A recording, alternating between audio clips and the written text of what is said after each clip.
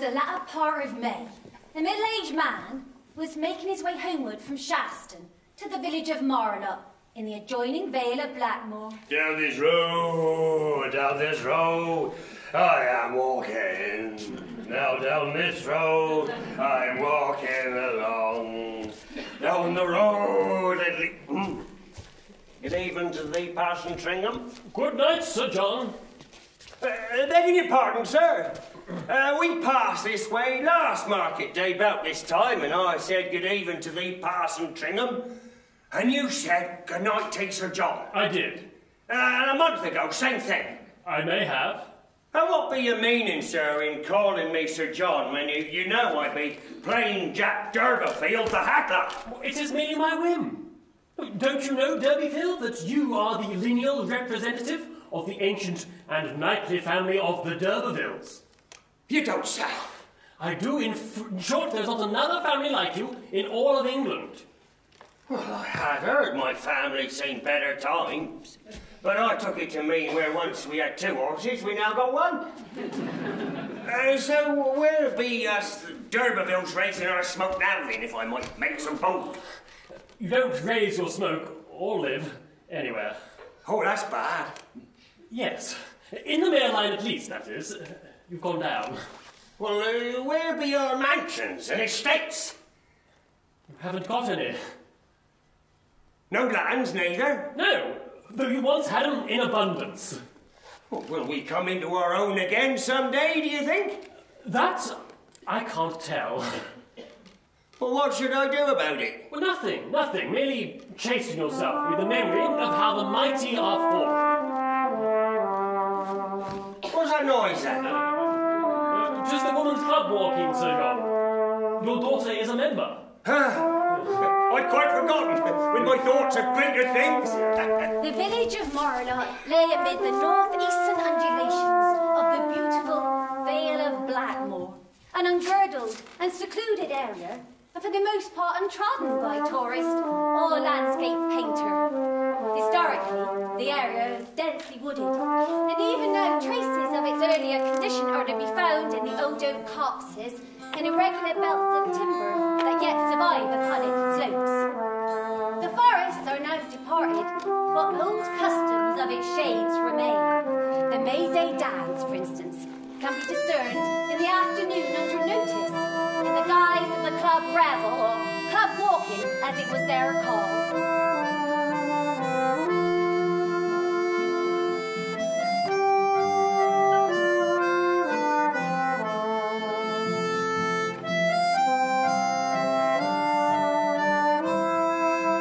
The majority of the party was made up of young maidens, their luxuriant hair reflecting in the sunshine, every shade of gold, black and brown. Or lack thereof.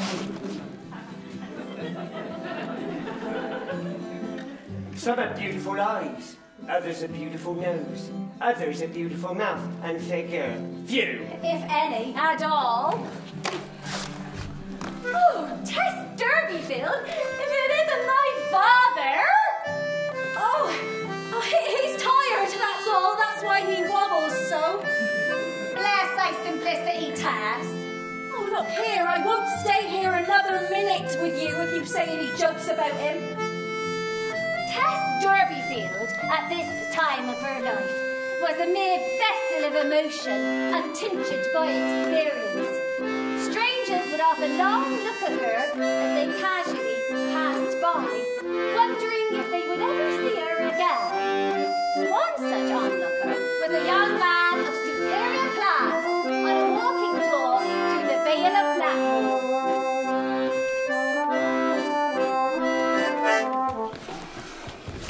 This is 1,000 pities, my dears. Where are your dance partners? They've not left off work yet. They'll be here by and by. Till then, will you be one, sir? Well, certainly. What is one amongst so many? Better one than none. Pick and choose. Don't be so forward.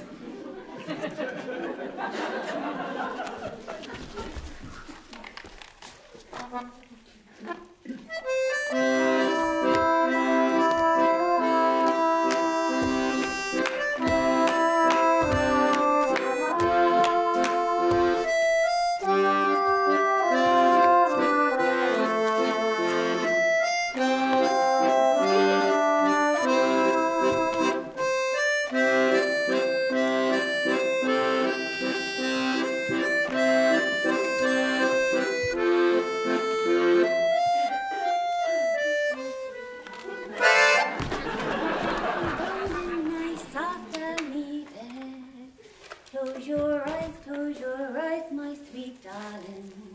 Close your eyes and rest your head. For tonight you will sleep with the angels. Now alone in thy soft demi bed. I'll rock the baby for you, Mother. Oh, Tess! Oh, I'm glad you're here. I want to go and fetch your father. But more than that, I want to tell you what has happened. Since I've been away? Yes. Has it anything to do with Father making such a mummet of himself this afternoon? I felt inclined to sink into the ground with shame. We have been found to be the greatest gentlefolk in the whole of the county, reaching back long before the time of Oliver Grumble. Don't then make your bosom plim. 'Twas on account of that your father was gleeful, not because he'd been drinking, as people suppose. I'm glad of that. Will it do us any good, Mother? Oh, yes. It is thought it will do us a great deal of good. No doubt a malpus folk of our own rank will be coming down from their carriages once 'tis known. Where is Father? Oh, he had to go to Shaston today, to the doctor's, yes. It is not consumption at all, no. He's got fat around his heart.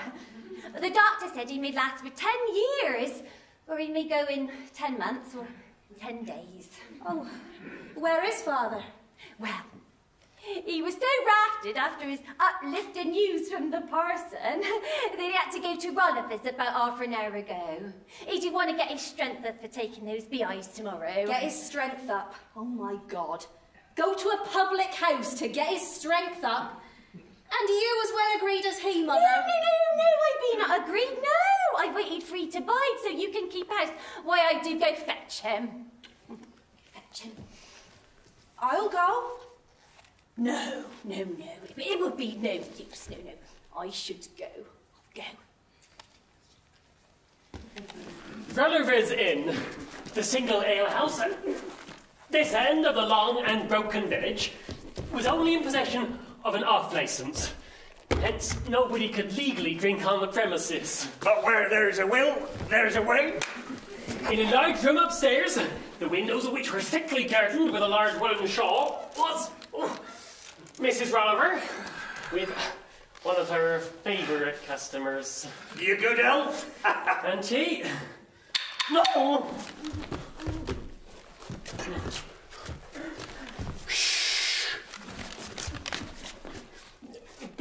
but a few persons I've asked over to keep up club walking at my own expense. Oh, Mrs. Durbeyfield. Oh, how you frightened me. I thought you were one of them gaffers from the government. Oh, he's told you what's happened, I suppose? Yes, in a way. I don't suppose there's any money hanging by it. We got great family vaults in Kingsbere, and the finest skeletons in any man in Wessex. Ah, that's the secret! Now, I've been thinking since you did bring home the news. There's a rich old lady lives in the other side of the Chase, near Trantridge. Goes by the name of Mrs. D'Urberville. You what? You don't say. Well, she's sure to be family. So my project is we send Tess to claim kin. All I had heard there was such a woman of that name, but a junior branch of the family, hailing long since King Norman's day. Well, she sure to notice the maid, and she's meant to be very rich. And I see no reason why two branches of the same family shouldn't be on visiting terms. We'll all claim kin and go and visit her when Tess has gone to live with her. Oh, she's sure to win the lady over. Tess would. And no doubt she'll meet a noble gentleman who'll want to marry her. Well, what does the maiden think of the idea of going? Oh, I've not asked her yet, but she'll not say nay to going. Tess is queer. Leave Tess to me.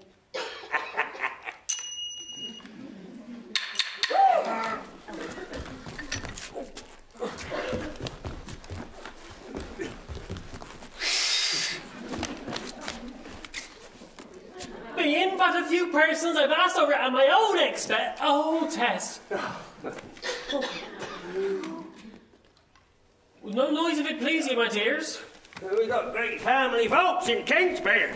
I'm afraid Father won't be able to take the journey with the beehives tomorrow so early. Nonsense, I'll be right in an hour or two. I am a knight of the road.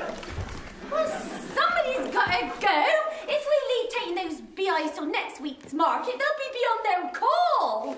I think I could go if little Abraham could come with me to keep me company.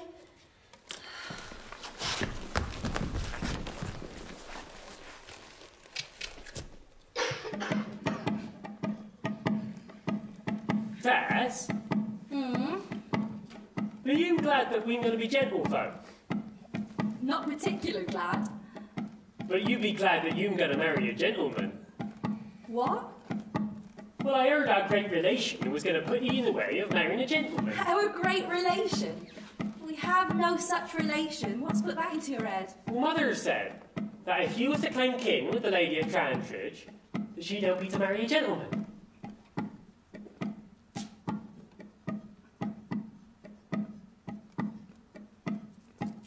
Did you say all the stars were worlds, Tess? Yes. All like ours? I don't know, but I think so. Sometimes they seem to be like the apples on our stubborn tree. Most of them splendid and sound. A few blighted. Do we be on a splendid one or a blighted one? A blighted one. Is it really like that? What would it be like if he was on a splendid one? Well, Father wouldn't have got too tipsy to go on this journey, and Mother wouldn't always be washing and never getting finished. And you'd be a rich lady ready-made, and you wouldn't have to marry a gentleman to become Oh, one. Abe, don't. Don't talk of that anymore. Go to sleep.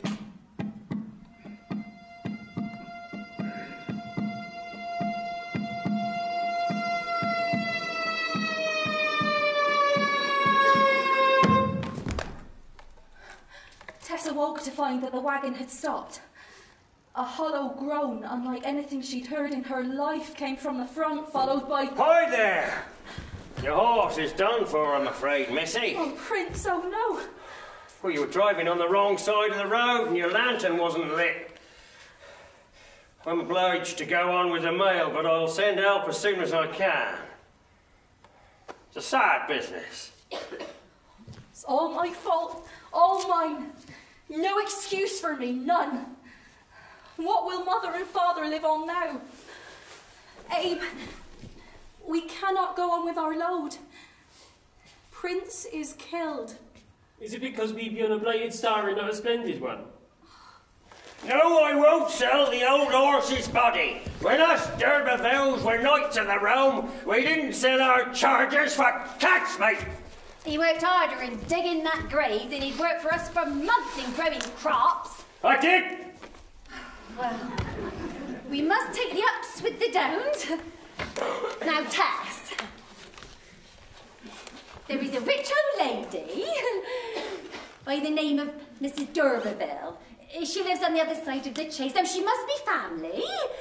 So you must go there and claim kin and ask for help in our trouble. Oh, I shouldn't care to do that. 'Twould be enough for us if she were friendly, not to expect her to give us anything. I'd rather try to find work. D'Urberville, you must settle this. She'll go if you say she ought to. I don't like my family making themselves beholden to strange kin. We're the noblest branch of the family. Well, as I killed the old horse, Mother, I suppose I ought to do something. I don't mind going and seeing her, but don't think about her making a match for me. It's silly. Who said I had such a thought? Tess just did. I fancy it is in your mind, Mother. But I'll go. Rising early next morning, Tess took advantage of a van which went eastward from Shaston to Trantridge, the parish where the vague and mysterious Mrs. d'Urberville had her residence. Her route on that memorable morning lay amid the northeastern undulations of the vale in which she'd been born, and in which her life had unfolded. The Vale of Blackmoor had been to her the world, and its inhabitants the races thereof. From the stiles and gates of Marlock, she looked down its length, and what had been mystery to her then was not much less a mystery to her now. She alighted from the van at Trantridge Cross, on the borders of which, as she had been informed, Mrs. d'Urberville's seat would be found. The d'Urbervilles? Or Stoke d'Urbervilles, as they had been formerly known. Were a somewhat unusual family to find in such an old-fashioned part of the country. Parson Tringham had spoken truly when he said that John Durbeyfield was the only real representative of the family. For the Stoke d'Urbervilles were no more d'Urbervilles of the true tree than the parson was himself. Old Simon Stoke, A wealthy merchant, Moneylender, some said. latterly deceased. had bought and annexed the name to his own in an attempt to suggest aristocratic undertones, to be enjoyed by his offspring in their dealings and marriages. Of course, Tess and her family knew nothing of this. Well, hello, my beauty. What can I do for you? I'm Mr. d'Urberville. Are you here to see me or my mother? I came to see your mother, sir. Well, you cannot see her. She's an invalid. Cannot I answer your purpose? What is the business you wish to see her about? It is not business, it is... I can hardly say what. Pleasure. Oh, no. Why, sir, if I tell you, it'll seem... I fear it is so very foolish, I cannot tell you. Well, never mind. I like foolish things. Try again, my dear. Well, Mother asked me to come. And indeed, I was in the mind to do so myself likewise. But I did not think it would be like this. I came, sir, to tell you that we are of the same family as you. Poor relations. Yes. Stokes? No. Durbeyfields. I mean d'Urbervilles. Our names are worn away to Durbeyfield, but we have proof that we are d'Urbervilles. We have an old silver spoon marked with a castle. Oh, but it is so worn that Mother uses it to stir the pea soup. Well, a castle argent is certainly my family crest. So Mother said we ought to make ourselves beknown to you, as we have lost our horse by a bad accident and are the oldest branch of the family. Well, that is very kind of your mother, I'm sure. I, for one, do not regret her step. So, my pretty girl, you've come here on a friendly visit to us As relations? I suppose I have. Well, there's no harm in it. Where are you from? What are you? She gave him brief particulars, and upon further inquiries told him that she was intending to go back by the same carrier who brought her. Well, it is some time before he returns past Trantridge. Supposing we pass the time by taking a walk around the grounds, my pretty cuz. Hmm?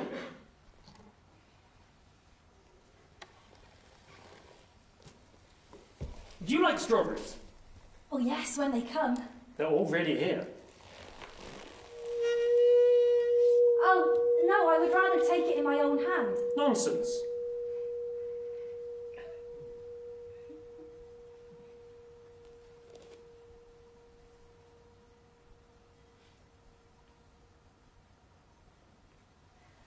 Now I should go, sir.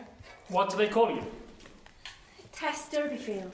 And you say your people have lost their horse? I killed him. By accident. I don't know what to do for father on account of it. Well, I must think if I cannot do something for you. My mother must find you a berth. But Tess, no nonsense about D'Urbervilles. D'Urberfield only. You know, quite another name. I wish for no better, sir. Well, I'm damned. What a funny thing. Tess! I've had a letter! They say, well, Mrs. D'Urberville says that she wants you to go there and help run her little chicken farm, which is her hobby. Oh, but this is just her artful way of getting me there. She wants to own me, that's the true meaning of it. I didn't see her, I saw her son. Well, did he want to own me? Well, he called me cuz. He called you cuz? He called her cuz? Jackie! He called her cuz? Well, he must have told his mother, and that's why she do want me there. I don't know that I'm apt at tending fowls. Well, if you're not apt, I don't know who is. You were born and brought up in the business. Besides, it's just their way of getting you there, giving you something to do so you don't feel bewildered. I would rather stay here with father and you. But why? I don't quite know why, Mother. I don't know how to tell you why. Oh, I don't like my children going away from me. As the oldest branch of the family, they should come to us. Oh, sweet, brave Sir John. Let her go. He called her cuz. Most probably he'll want to marry her, and then she'll be a lady and be like your forefathers was. Perhaps he wants to improve his own line by dipping into the old blood. Tess, you little rogue. So, what be you going to do? I don't know what to say. It's for you to decide. I killed the old horse, and I suppose I ought to do something to get you a new one. But I don't like Mr. D'Urberville being there. So, you don't want to be a lady? And we won't have a new horse or money to spend on... I don't need a new horse. God, get back. I will go. Oh yes, 'tis the right thing for a pretty maid as 'tis. Oh, this is a fine chance. Yes. Goodbye, Father. Goodbye, Tess. I hope my young friend will write such a comely sample of his own blood. Oh, and tell him, since we're sunk from our former grandeur quite, I'll sell him the title. And at no unreasonable figure. Not for less than £1,000. Not for less than £1,000. Everything I'll take less. £100, 50, £20. Family honour's family honour. Hello, cuz. Oh, I was expecting to ride with the local carrier from Trantridge. Well, there's no need. I'm here. Come. Step up, if you please. I'm not sure I should. Oh, nonsense. We'll be there in no time.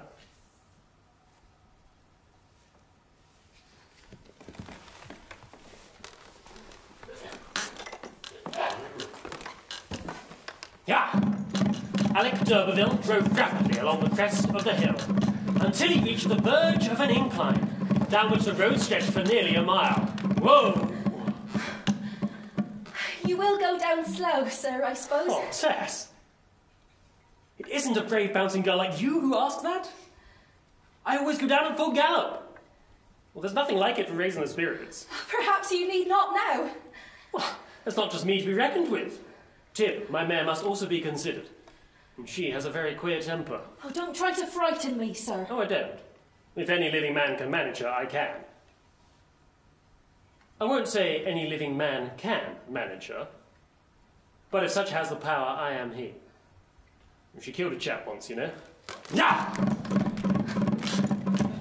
Not round my arm, round my waist! Whoa! You needn't let go so thanklessly the moment you feel yourself out of danger. Now then, again. Oh, no, have more sense, do, please. Well, when people find themselves at the highest point in the county, they must get down somehow. Ah! Round my waist again, my beauty. Never. If you let me put one little kiss on those Holmberry lips, Tess, I'll stop. Upon my honour. Ah! Will nothing else do? Nothing, dear Tess. I don't know. Very well. They will break both our necks. You can go back on a word like that, can you, you young witch? Ah! Very well, I'll keep still since you be so determined.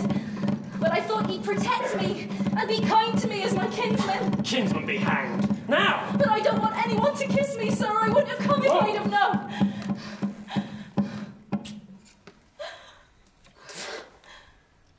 We made sorry for that. Unless you are willing to let me do it again and not wipe it away. What is the matter? I shall walk. It is 5 or 6 miles yet to Trantry. I don't care if 'tis dozens. Why, you ungrateful... The language Alex Stoke d'Urberville used at this point cannot here be repeated. Suffice it to say, he was not best pleased with Tess, and his language reflected that. Which? You ought to be ashamed of yourself for using such wicked words. I don't like you at all. I hate and detest you. I'll go back to Mother, I will. Ha! I like you all the better. Well, come, let there be peace. I'll not do it again against your will. My life upon it. The community of fowls to which Tess had been appointed made their headquarters in a thatched cottage which had an enclosure which had once been a garden. The rooms wherein dozens of infants had wailed at their nursing now resounded with the tapping of nascent chicks. When Tess had occupied herself about an hour the next morning in altering and improving the arrangement, according to her skilled ideas as a daughter of a professed poulterer. Mrs. wants to see her fowls as usual. Mrs. is old lady. She blind. Blind.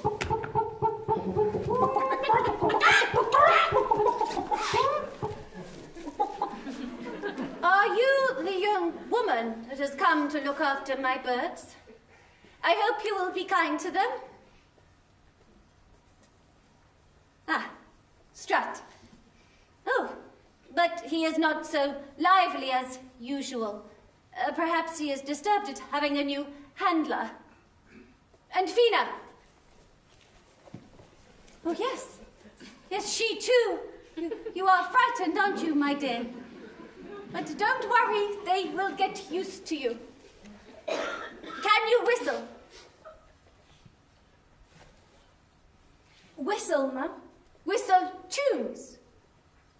Well... No, she can't. I would like you to whistle to my bullfinches, because I cannot see them. I like to hear them, and it gives them airs. Elizabeth, would you show her to the cages? You must begin in the morning, so that they do not feel neglected. Mr. d'Urberville whistled to them this morning, then. He? Pooh. In spite of the unpleasant initiation of the day before, Tess inclined to the freedom and novelty of her new position, and so as to improve her chances of retaining her post,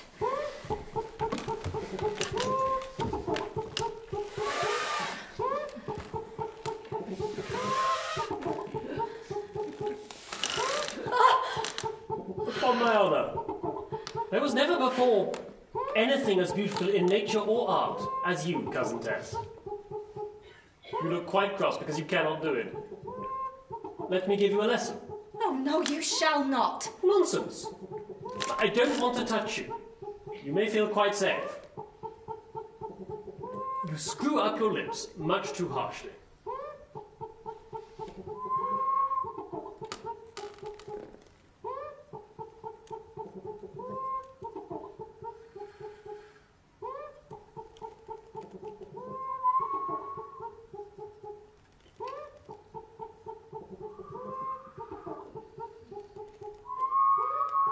There, just so. Try again.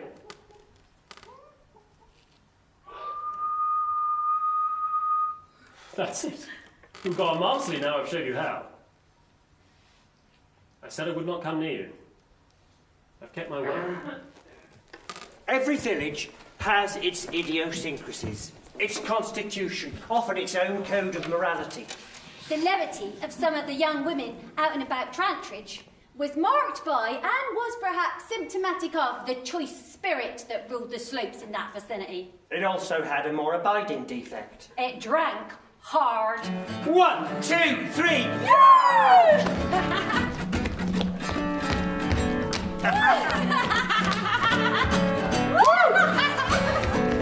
For a long time, Tess did not join in the weekly pilgrimages to the inns of Chaseborough. Under pressure from matrons not much older than herself. Oh, go on! Tess at length consented to go.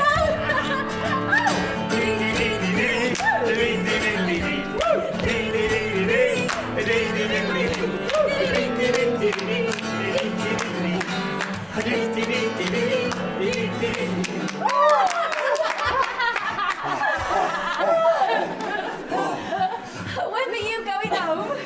Oh, it's Sunday tomorrow. We can sleep it off in church. He's got some cider! Well, hello, my beauty. What are you doing here? I think they will never leave off. I do think I'll wait no longer. Well, certainly. Do not. I have a saddle horse here. Come home with me. I have said I will wait for them, and they will expect me to now. Well, very well, Miss Independence. Have it your way. It was a 10-mile walk down a dry white road, made whiter tonight by the light of the moon. What are you laughing at? You laughing at me, hussy? I couldn't really help it.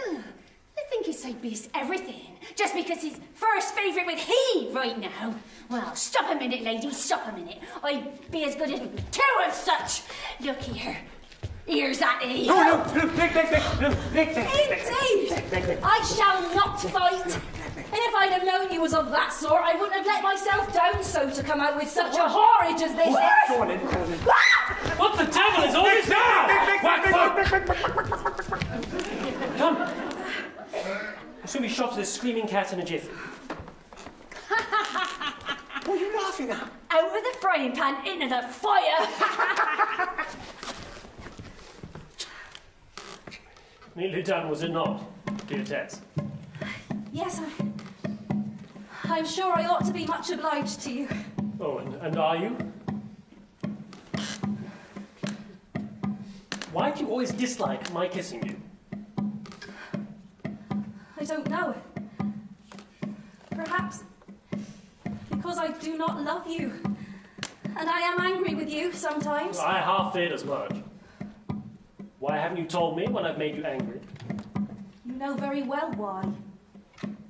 I haven't often offended you by my love-making. You have sometimes. Well, how often? You know as well as I, too many times. Every time I've tried.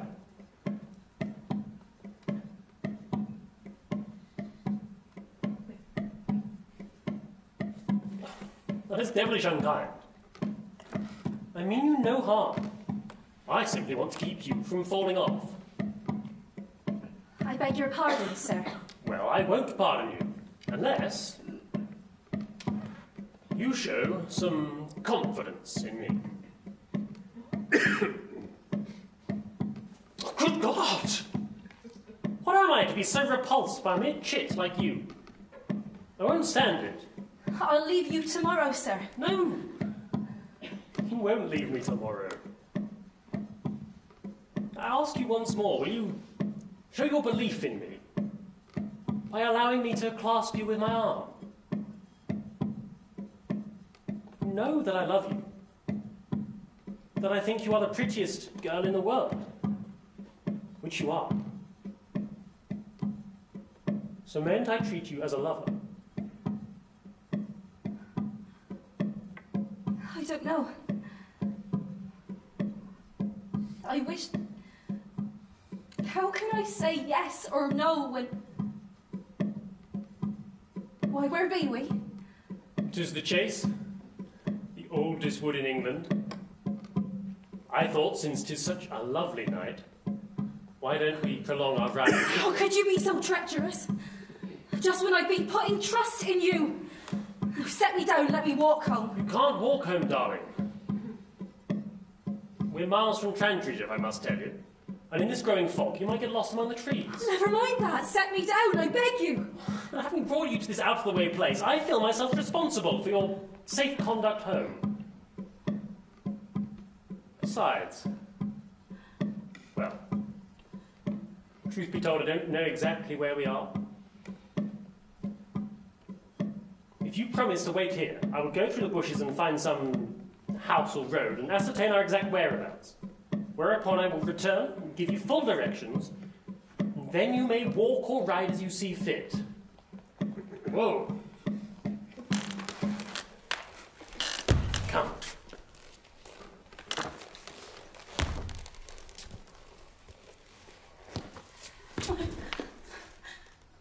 Sit down. The leaves have not got damp as yet.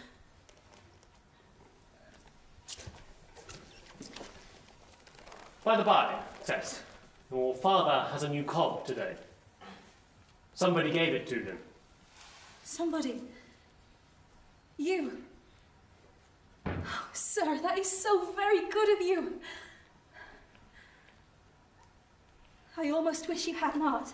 Why, dear? It hampers me so.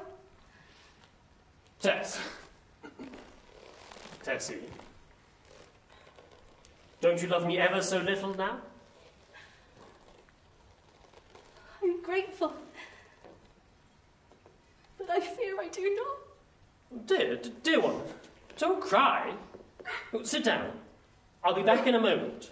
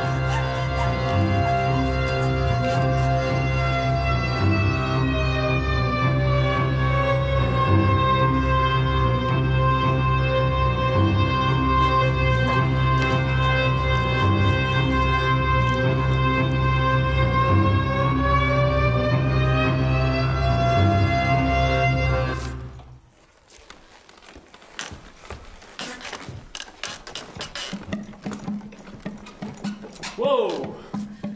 Where do you think you're going off like this? On a Sunday morning too, when all's in bed? What are you going off for? I've driven like a madman following you just to help you on your way if you will not come back. I shan't come back. I thought so. I said as much. Let me help you on then.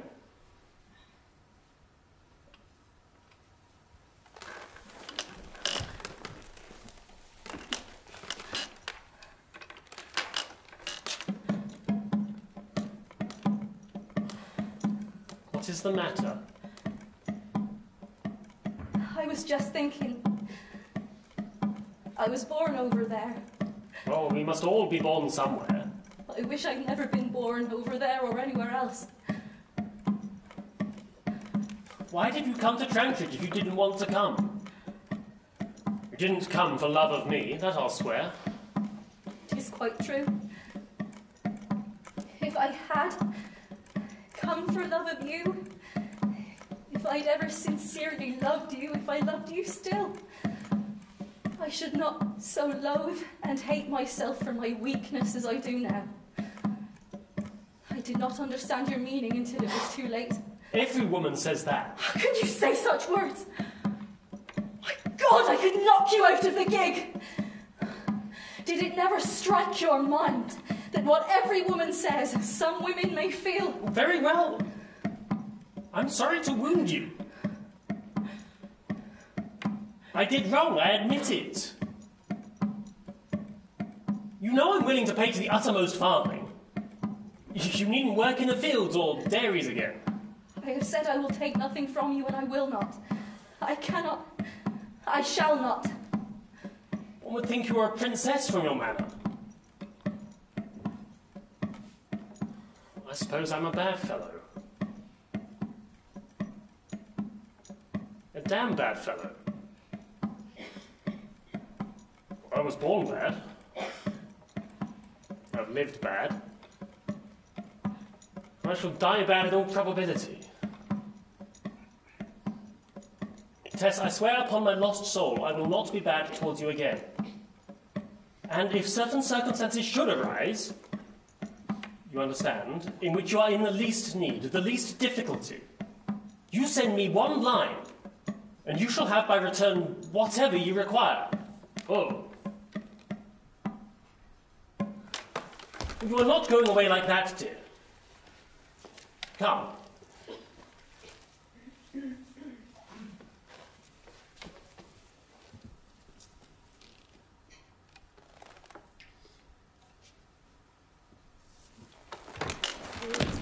Go to sleep, my sweet baby. Close your eyes and rest your head. For tonight you will sleep with the angels. There alone in thy soft downy bed. Oh, Tess! Oh, I didn't see until you were in the party. So, you come out to be married then? Oh, no, Mother, I've not come for that. For a holiday? Yes, for a holiday, for a long holiday. Oh, is your cousin not going to do the handsome thing then? He's not my cousin. And he's not going to marry me. Oh. You're not telling me everything. So Tess told her. Everything.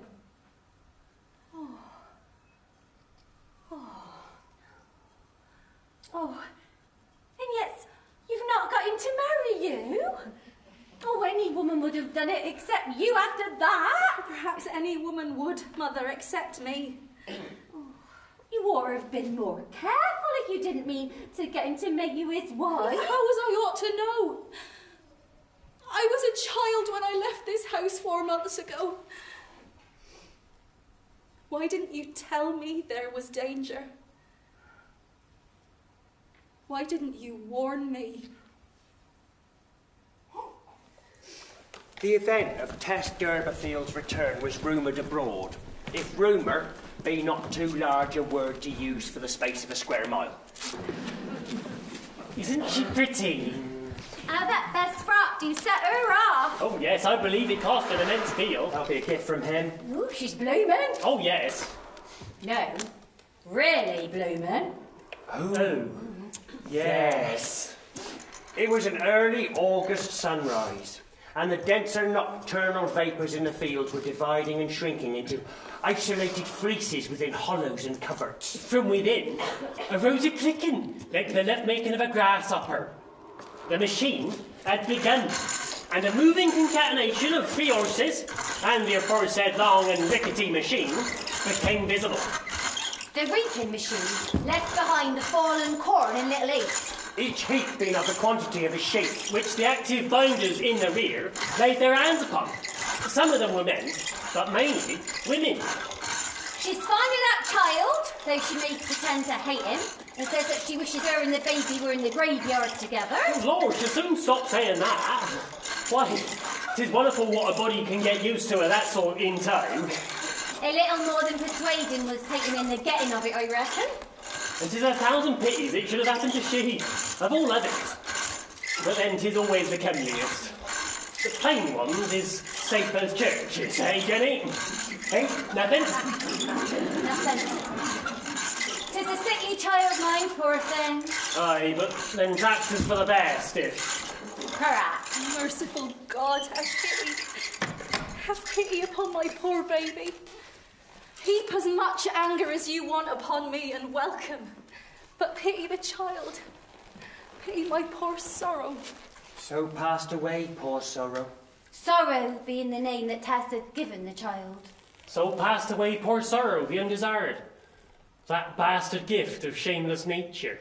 A waif to whom eternal time was but a few days merely. Who never knew that years or centuries ever were. To whom the interior of the cottage was the universe. A which weather the climate. Newborn babyhood, human existence. And the instinct to suck, human knowledge. So Tess carried sorrow to the churchyard at night and buried the babe by lantern. For the cost of a shilling and a pint of beer to the sexton. In the corner of God's allotment, where all the nettles grow, and where all unbaptized children, notorious drunkards, suicides, and others of the conjecturally damned are laid. Tess bravely made a little cross of 2 laths and a piece of string, and having bound it with flowers, she set it at the head of the grave, putting also at the foot a jar of the same flowers in a little water to keep them alive. What matter that writ on the side the eye of mere observation noted the words Keelwell's marmalade? The eye of maternal affection did not see them. Its vision on higher things. Go to sleep, my sweet baby. Close your eyes and rest your head. For tonight you shall sleep with the angels. For tonight my sweet baby is dead. On a time-scented bird-hatching morning in May, between 2 and 3 years after her return from Fantridge, Tess left her home for the second time, to a junction of highways where she could await a carrier's van. While waiting, however... Along came a farmer in his spring cart. Morning to you. Driving approximately in the direction she wished to pursue. Though he was a stranger to her, she accepted the offer of a seat beside him, ignoring that its motive was a mere tribute to her countenance. Where's a pretty little thing like you going on a day like this? He was going to Weatherbury, and by accompanying him thither, she could walk the remainder of the distance to the valley in which the dairy stood, that was the aim and end of her day's pilgrimage. Talbot Hayes! The dairy men and women flocked out of their cottages in the dairy and down to where the cattle were arriving from the meads. You can milk them clean, young lady. Don't want my cows going dry this time of year. Dairyman Crick, my new employer. Sure you can stand it? I can stand it, sir. More than stand it, I'll begin milking now to get my hand in. Not thirsty after your long travels? I'll drink a little milk as refreshment. Drink it? Really? I haven't touched this stuff in years. Fairer than the lilies that grow by the river bright, is the girl who sits beside me in a misty morning tide. Farewell, ye fair young maidens, I must leave ye all behind, for the girl who sits beside me in a misty morning tide. The milkers form quite a battalion of men and maids. The men operating on the hard-teated animals. The maids on the gentle and natured. To my mind of thinking, the cows don't give down their milk as usual today. 'Tis because there's a new hand among us. Could be, I hadn't thought of that. I've heard it goes into their horns at such times. Well, as to that, I couldn't say. But as not cows do keep it back as much as horned ones, I can't quite say I agree. Oh, do you know the riddle about not cows, is he? Why do not cows give down less milk in a year than horned ones? I don't know. Why do they? Because there ain't so many of them. Fairer than the lilies that grow by the river bride is the girl who sits beside me in a misty morning tide. Farewell, ye fair young maidens, I must leave ye all behind. For the girl who sits beside me in a misty morning tide. I wish singing on the stoop didn't use up so much of a man's wind. Well, take it gentle there, Mr. Clare. 'Tis knack that does it, not strength. So I find. I think I've finished her, though she made my fingers ache. Fairer than the lilies that grow by the river bride. Mr. Angel Clare, he that is learning milking, he don't say much to us girls. He is a parson's son, and much too taken up with his own thoughts to speak to us. Angel Clare was the youngest son of a poor parson that lived at the other end of the county. He'd arrived at Talbot's as a 6-month pupil, having gone the rounds at some other farms. His object being to acquire practical skills in the various processes of farming. For several days after Tess's arrival, he'd hardly noticed her. She talked so little, and the other maids talked so much. The babble had hardly struck him as possessing a new note. One day, however... I swear that top corridor is haunted. I daren't go up there after sundown, in case she's there. I've seen her, I have, twice. I've smelled her. I don't know about ghosts, but I do know that our souls can be made to leave our bodies while we're alive. Really? How? Well, a very easy way to feel them go is to lie on the grass at night and look straight up at some big bright star. And very soon you'll find that you're hundreds and hundreds of miles away from your body. Fairer than the lilies that grow by the river bride is the girl that sits beside me in the misty morning tide. Farewell, ye fair young maidens. In general, the cows would milk as they presented themselves without fancy or choice. Certain cows had a certain preference for a certain pair of hands. Tess, like her compeers, soon discovered which of the cows had a preference for her style of manipulation. Dumpling, for example, had teats as large as carrots, but gave down with a readiness which made Tess's work on them a mere touch of the fingers. God, you make it look so easy. The last time I tried dumpling, I couldn't squeeze a drop out of her. It is all in the touch, Mr. Clare, so I'm told. Well, show me. Why'd you draw off? Are you afraid? No, sir. Not of outdoor things. Especially when the apple blossom is falling and everything's so green. But you have indoor fears, eh? Yes, sir. What of? Couldn't quite say. The milk turning sour? No. Life in general? Yes, sir.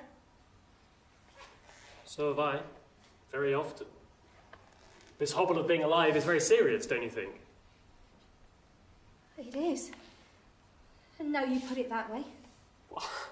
I'm surprised to find a young girl like you who sees it that way already. How is it that you do?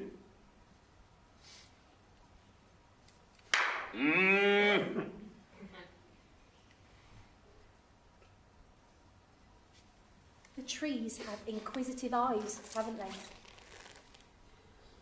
And the river seems to say, "Why do ye trouble me with your looks?" And it seems that there are numbers of tomorrows all in a big line, all very fierce and cruel, as if they say, "Beware of me, I'm coming."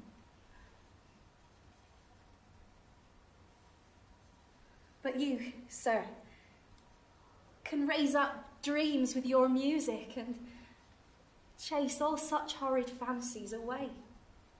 Angel was surprised to find a young woman who, though but a milkmaid, had just that touch of rarity about her. She was expressing in our own native phrases feelings which might almost be described as those of the age, the ache of modernism. And yet it was strange that they should have occurred to her while yet so young. Or more than strange, it was impressive, interesting.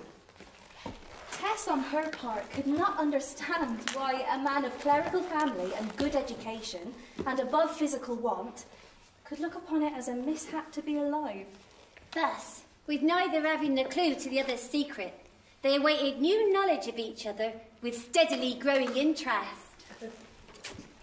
Well, why so woebegone today? 'Tis just about my own self, a sense of what might have been.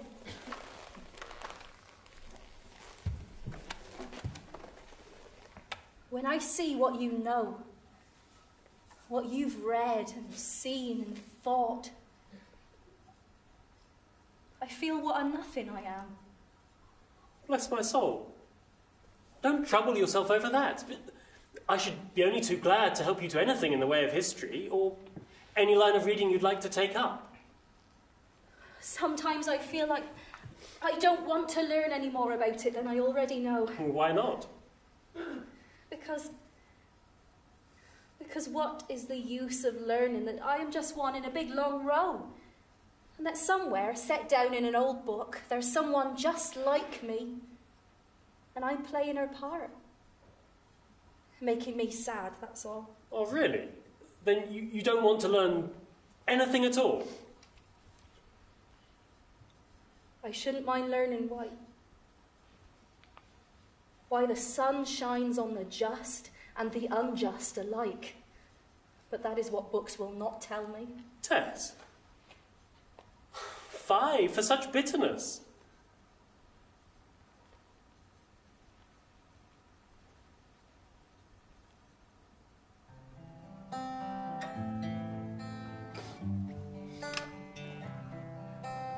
Fairer than the lilies that grow by the river bright is the girl that sits beside me in the misty morning tide. Farewell, you fair young maidens, I must leave you all behind, for the girl that sits beside me in the misty morning tide, in the misty morning tide. Tess, in her recent years, had never been so happy, and possibly never would be so happy again.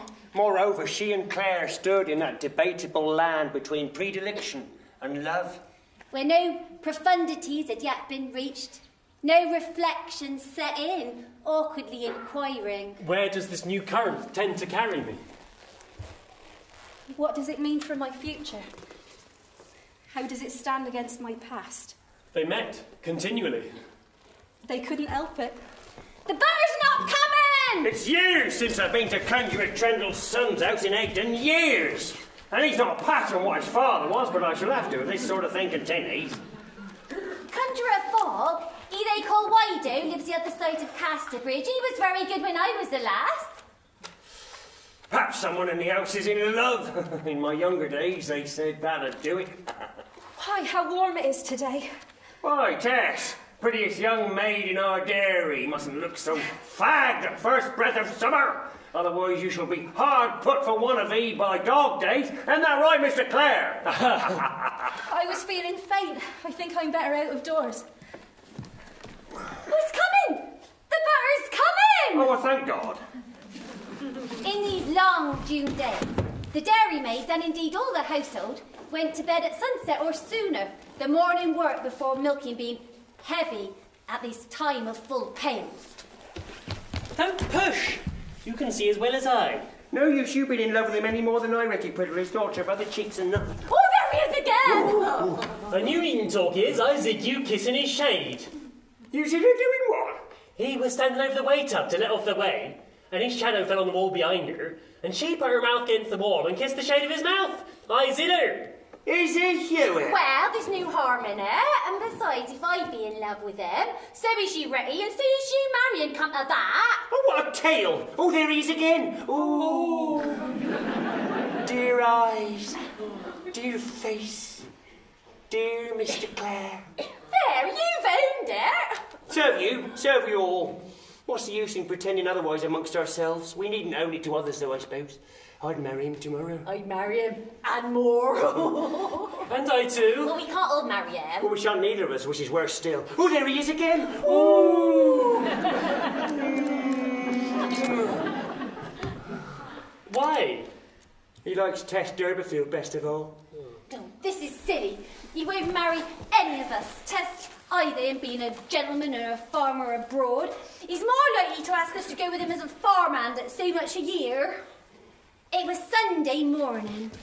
The milking had been done. Tess had agreed to go with the others to Mellstock Church, which is 3 or 4 miles from the dairy. She had now been 2 months at Talbot's, and this was her first excursion. Who would have thought the river to rise so much in the months of summer? Oh, we can't go through it without going into it, or else we go the turnpike way, and that'll make us so very late. Oh, no.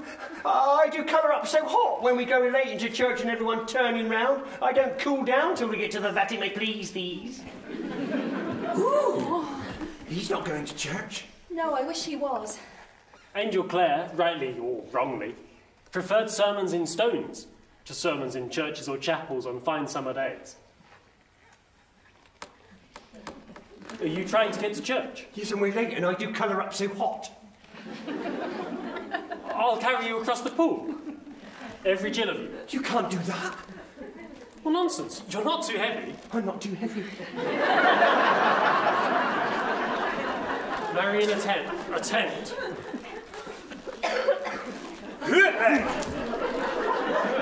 I don't know what to do with my house.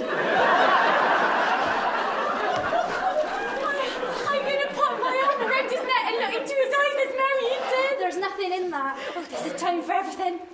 There's a time for embracing and a time to refrain from embracing. The first is going to be mine.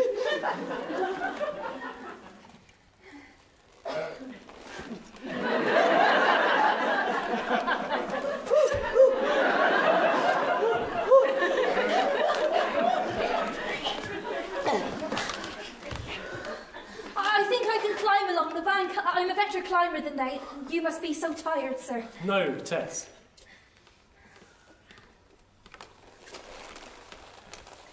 It's 2 Leahs for 1 Rachel. They are better women than I. Not to me. I'm not too heavy. No. You should carry Marion. She's a lump. You're like an undulating billow warmed by the sun. That is very pretty if I seem like that to you. I did not expect such an event today. Nor I. The water came up so sudden. Oh, Tess. I don't know what I'm going to do now. I was going to marry a dairyman in Stickleford. He's asked me twice. I'm just going to top myself and be his wife now. Say something, Izzy. Oh. To confess then, I made sure today that he was going to kiss me when he did hold me. And I stayed still and I hoped and I hoped and I did not move. But he did not. Fairer than the lilies that grow by the river Brine is the girl that sits beside me in the misty morning time. Farewell, you fair young maidens, I must leave you all behind. The girl that sits beside me in the misty morning time. Angel had studied the curves of those lips so many times that he could reproduce them mentally with ease. And now, as they confronted him again, they sent an aura over his flesh, a breeze through his nerves, which, by some mysterious physiological process, produced a prosaic sneeze. Bless you. Tess then became aware that he was observing her, but she would not show it in any change in her position. The influence which had passed into Angel like an excitation from the sky did not die down. Resolutions, reticences, prudences, fears, all fell back like defeated battalions. Oh, Tess, forgive me. I ought to have asked. I did not know what I was doing. I do not mean it as a liberty. I am sincerely devoted to you. Did I do wrong?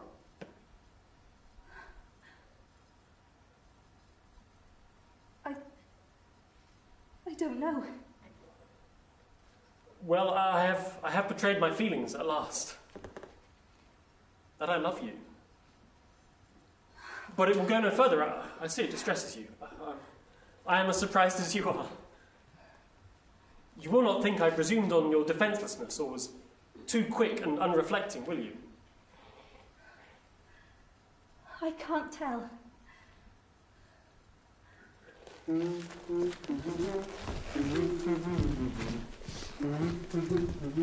One morning, as they were milking, I haven't seen anything of Mr. Clare today. Oh, no, he's gone home to his kinfolk in Emminster for a few days. He's coming to the end of his time with us here now, and I suppose he's seen about his time elsewhere.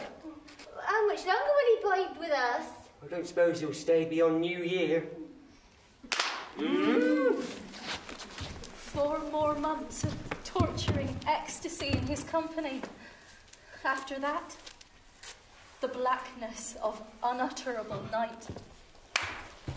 At this moment of the morning, Angel's arriving at his father's vicarage at Emminster, with a small basket of black puddings and mead, all sent with the kind regards of Mrs. Cripp to his parents. Old Mr. Clare was a clergyman, in the type descended from the line of Luther and Calvin. One thing he was for certain: sincere. The family sat down to table, and a frugal meal of cold viands was set before them. Angel Clare looked around for the black pudding, which he had directed to be nicely grilled, as he wished his parents to appreciate their marvellous herbal savours as highly as he did himself. Ah, you are looking for the black pudding, but I am sure you will not mind doing without it, as I am sure your father and I shall not, when you know the reason. I suggested to him that we give Mrs. Crick's kind present to the children of a man who cannot work at present because of an outbreak of delirium tremens. And he agreed, and so we did. Of course, said Angel cheerfully, looking around for the mead. The mead was so extremely alcoholic it was quite unfit as a beverage. However, as useful as brandy or rum in an emergency. So I have put it in the medicine closet. We never drink spirits at table, on principle. And what shall I tell the dairyman's wife? Why, the truth, of course. Well, I'd rather hoped that I could tell her that we had enjoyed the black pudding and the mead. If she's a kind, jolly sort of body, she's sure to ask me direct I return. Well, you cannot, if we did not. No. Still, it was a pretty sort of tipple. Oh, what? It's an expression they use at Talbotays.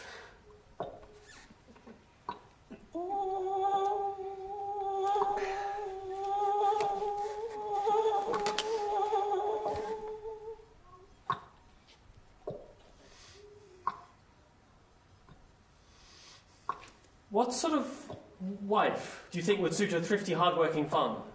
Why, a truly Christian woman who will help and comfort you in your goings out and your comings in. Do you not think she'll primarily be able to milk cows, churn butter, make immense cheeses? Direct farm labourers in an emergency? Estimate the value of sheep and calves? A farmer's wife, yes. That would be desirable. And I was going to add that you will not find a more truly and saintly woman, indeed not to your mother's mind, or indeed my own, than your good friend Mercy Chant, whom you once showed an interest in. True, she was recently discovered decorating the communion table, altar, as I was shocked to hear her call it, with flowers and things. But her father assures me that it was a mere girlish outbreak which can be cured. Yes, Mercy is good and devout. But father, would not a woman who is as pure and virtuous as Miss Chant, but who understands the duties of farm life, would she not be better suited to me? Indeed, fate, or providence, has thrown in my way A woman who possesses every qualification to be the helpmate of an agriculturist. Well, and she's a regular churchgoer, of simple faith, honest-hearted, open, receptive, intelligent, chaste as a vestal, and in personal appearance, exceptionally beautiful. Is she of a family you would care to marry into? A lady, in short? She's not what in common parlance is called a lady. She's a cottager's daughter. As I'm proud to say, she is in feeling and nature everything a lady ought to be. Mercy Chant is from a very good family. Yes, Father, but what use will family be to the wife of a man who has to rough it, as I have, and shall have to do? Mercy's accomplished. Accomplishments have their charms. And what use will external accomplishments be in the life I'm going to lead, Mother? The woman I want to marry lives what paper poets only write.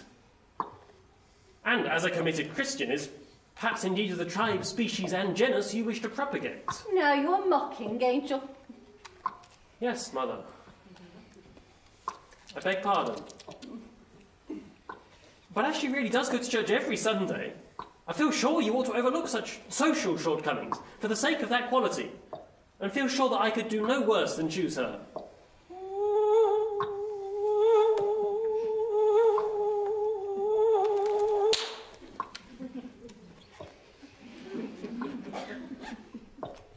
Well, Whatever you say, dear.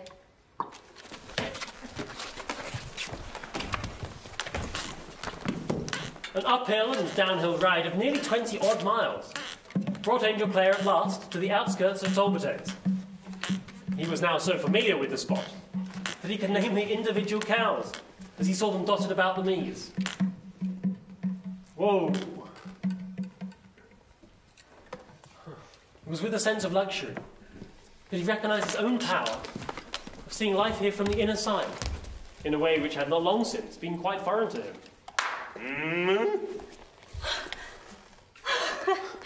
Mr. Clare, you frightened me. Oh, heavens, Tessie, don't mister me anymore.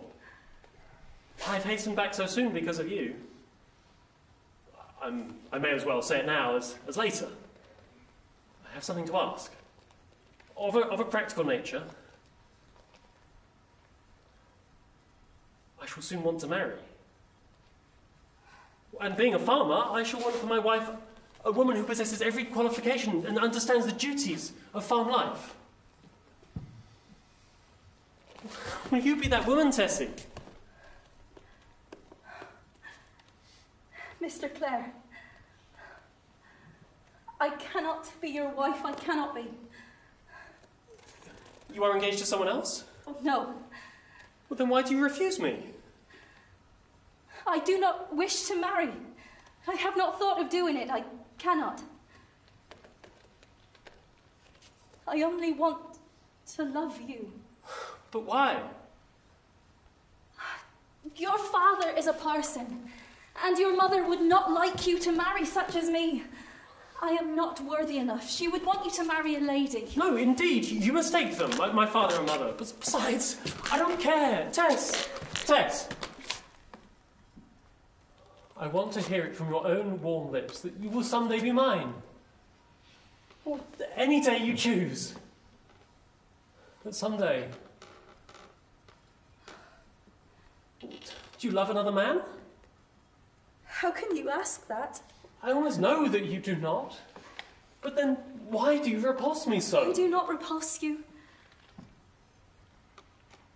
I'd like you to tell me you love me, and you may do so as we go about together, and never offend me.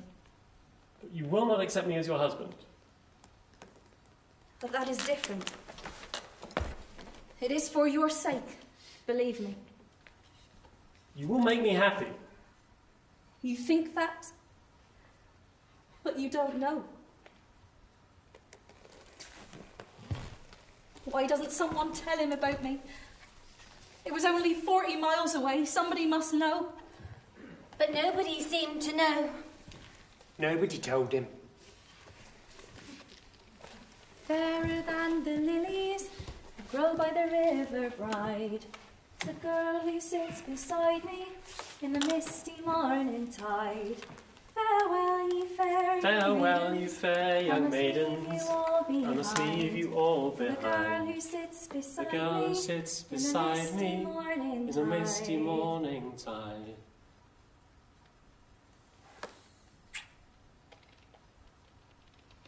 Do you know why I did that? Because you love me very much. Yes. Tess, why do you not like the idea of being my wife? When you love me, as you seem to do. I never said I didn't like the idea. And I never could say it, because it isn't true. Well, then tell me. Tell me you won't belong to anybody but me. I will. I will tell you. And I will give you a complete answer. I will tell you all about myself. All my experiences. Tell me anything. Don't use that wretched expression about not being worthy of me. I will try not. And I will give you my reasons. Tomorrow, or next week. We'll say on Sunday. Yes, on Sunday.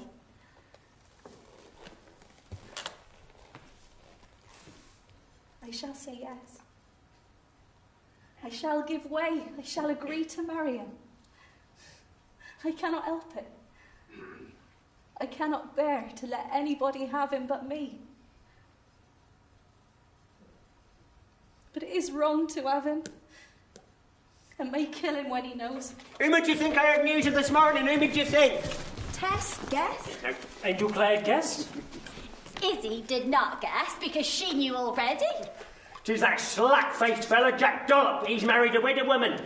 Jack Dollop? Who's Jack Dollop? He's a fella who wronged his sweetheart and her mother caught him hiding in the butter churn he were. Promised to marry the valiant maiden's daughter, he did. But he never did. He never did, he never meant to. No, just as I say, he married a widow woman. She had money, £50 a year, they say, and that's what he was after. Married in a great hurry they were. And by marrying him, she lost her £50 a year. Serves him well, but right. And luckily it was the poor woman that got the worst of it, though. Well, you can see how it was. She wanted home, but didn't want to lose him. She should have told him just before they went to church when it was too late to back out. What do you think, Tess? I think she ought to have told him the true state of things, or else refused him. I don't know. All's fair in love and war. I'd have done as she did. I'd have married him, and if he'd said afterwards anything about whatsoever I choose not to tell him beforehand, I'd have knocked him down with a ruling pin. Scram little fella like that, any woman could have done it. It was Thursday. Friday came, Saturday passed. Today was the day. In the diminishing light, Angel Clare made his way along the level roadway towards the meads, which stretched away into grey miles. The dull sky soon began to say its meaning by sending down herald drops of rain, and the stagnant air of the day changed into a fitful breeze that danced about their faces. I ought not to have come, I suppose. I am sorry for the rain. How glad I am to have you here. You belong to me already, you know. Your heart, I mean. Does it not? You know as well as I. Yes. Well then, if your heart, why not your hand? My only reason was on account of you. I have something to tell you. About myself, my history. I want you to know it. You must let me tell you. Tell it then, dearest. Your precious history. I was born at so-and-so. I was born at Marlet. I grew up there. But there was trouble in my family. My father was not very industrious. He drank a little. Well, there's nothing new there. There is something unusual about it. About me.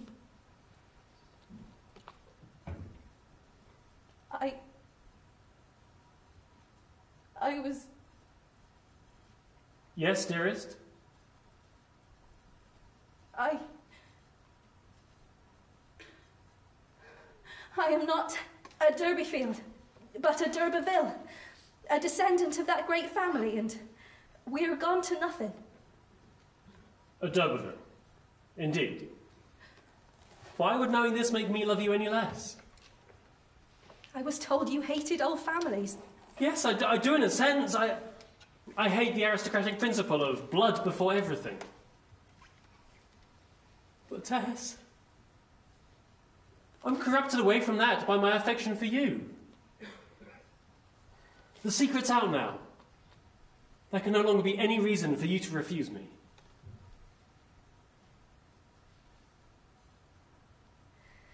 If it is sure to make you very happy to have me as your wife, and you feel you do want to marry me very, very much. Yes, dear, of course. I mean that it is only your wanting me so much and hardly being able to live without me, whatever my offence is, that would make me feel I ought to say I will.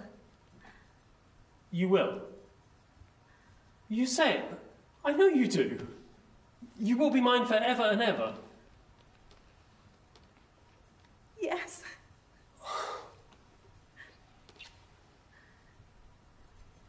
What's the matter? I have broken my vow. I said I would never marry. Do you love me? You want me to be your husband? Do you care for me? I wish you could prove it in some way. How can I prove it more than I already have done?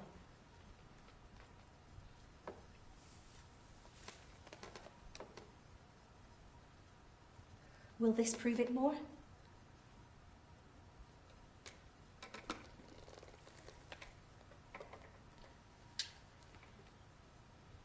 There. Now do you believe? Yes.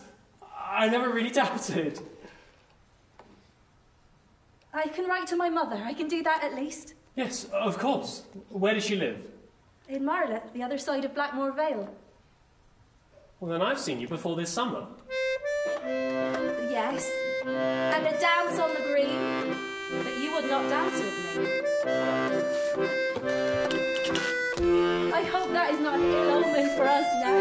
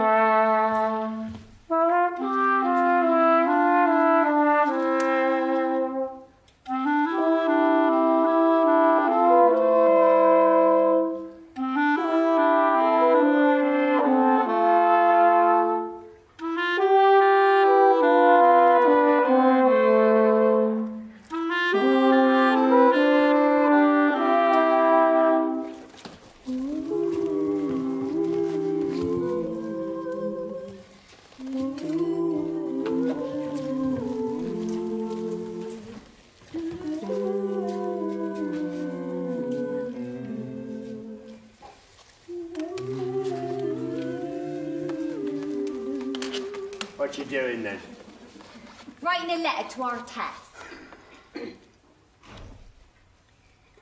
Dear Tess. Good start. Shh. Just go to sleep. Dear Tess, I am writing these few words, hoping they find you well, as they do me at present. Thank God for it. We are all pleased to hear that you are going to be really married this time. But, in respect to the question, between ourselves, quite private, but very strong. On no account do you breathe a word of your bygone trouble to him. I have not told your father everything, in being so proud on account of his respectability. What's that? Nothing, nothing.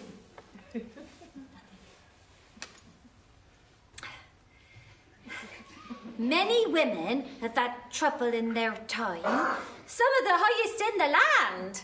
So why should you go trumpeting yours when they don't go trumpeting theirs? Her girl would be such a fool, especially as it was so long ago and not your fault at all.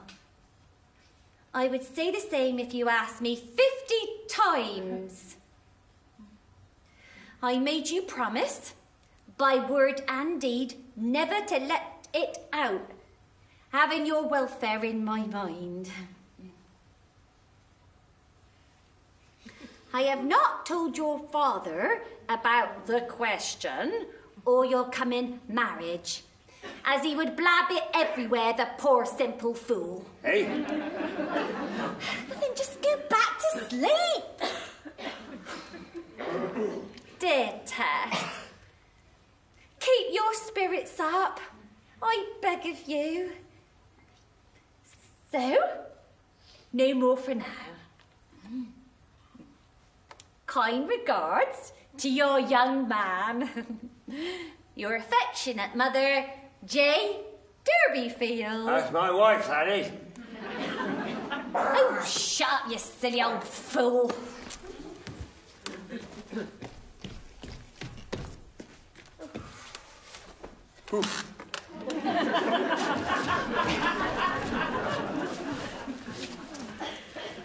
Oh, Mother. Mother. There you are. We must tell Dairyman Crick. Tell him what? That's mastitis, that is. That's mastitis. Them teats was all. Them teats was as hard as biscuits.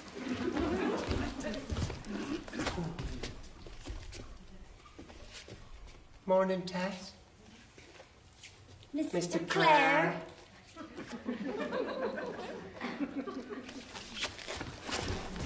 You are not ashamed to own me as yours before them.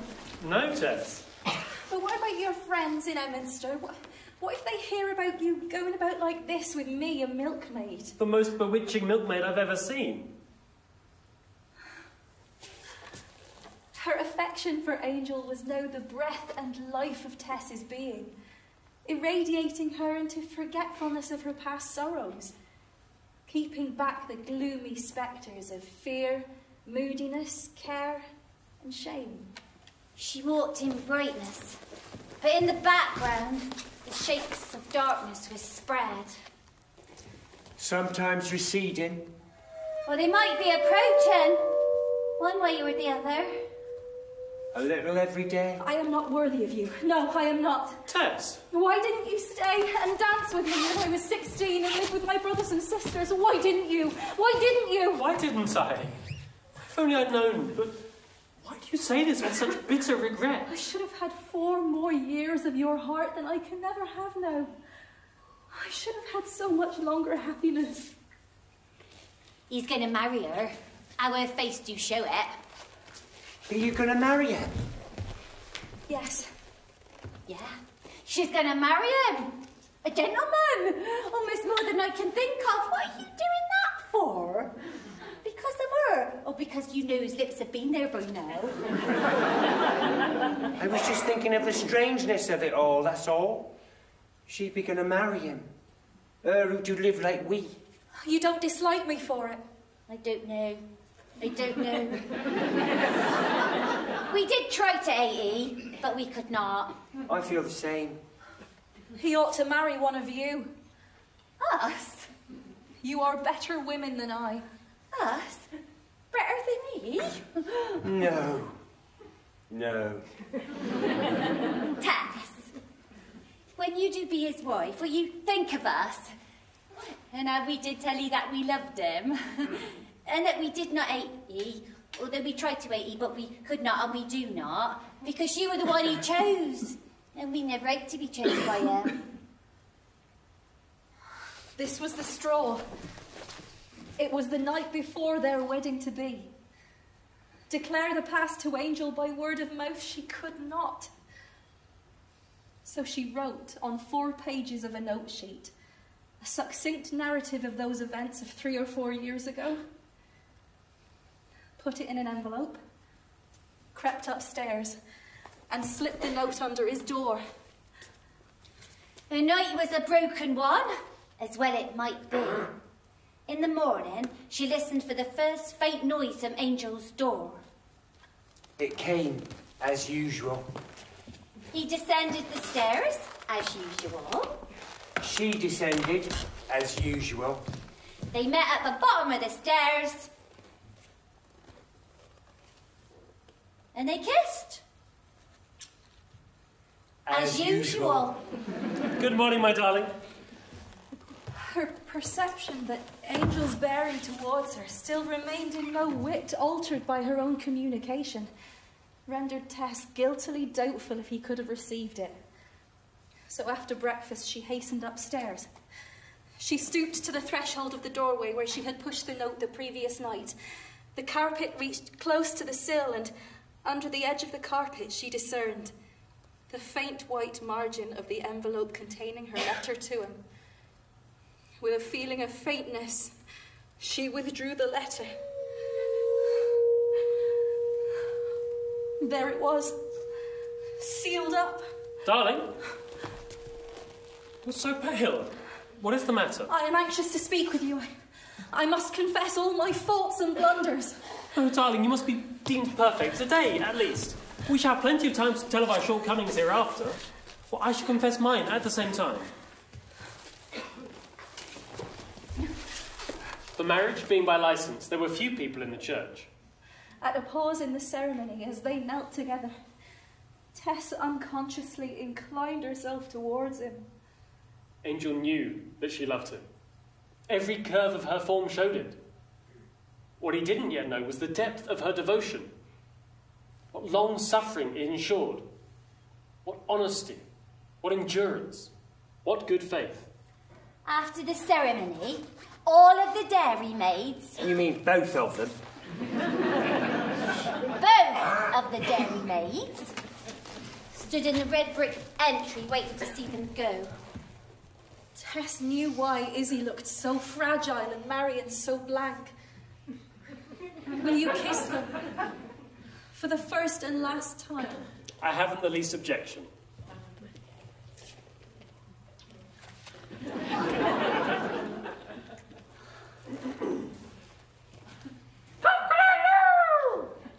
An afternoon crow? That's bad. No, it just means a change in the weather. It's not what you're thinking. That's not possible. I feel like drowning myself. I feel like getting drunk, then drowning myself. Welcome to the once ancestral mansions of, wait for it, D'Urbervilles, now a farmhouse. It feels so strange to be here with you. Oh, my heavens, Tess. How beautiful you are.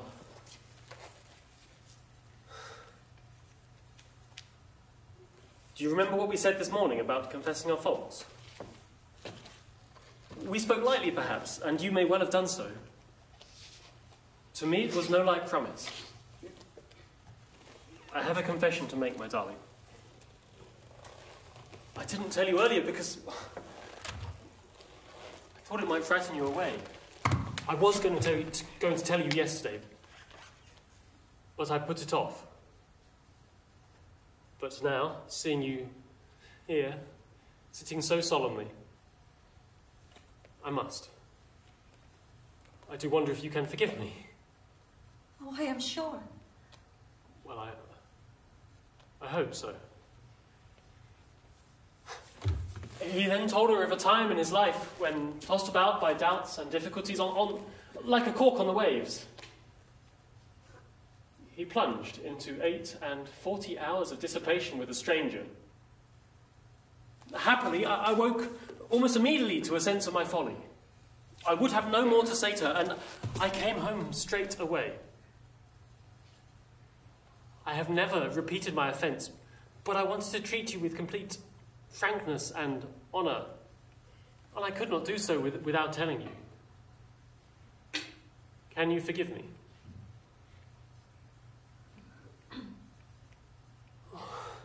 Then we shall dismiss it at once and forever, and talk of something lighter. Oh, Angel.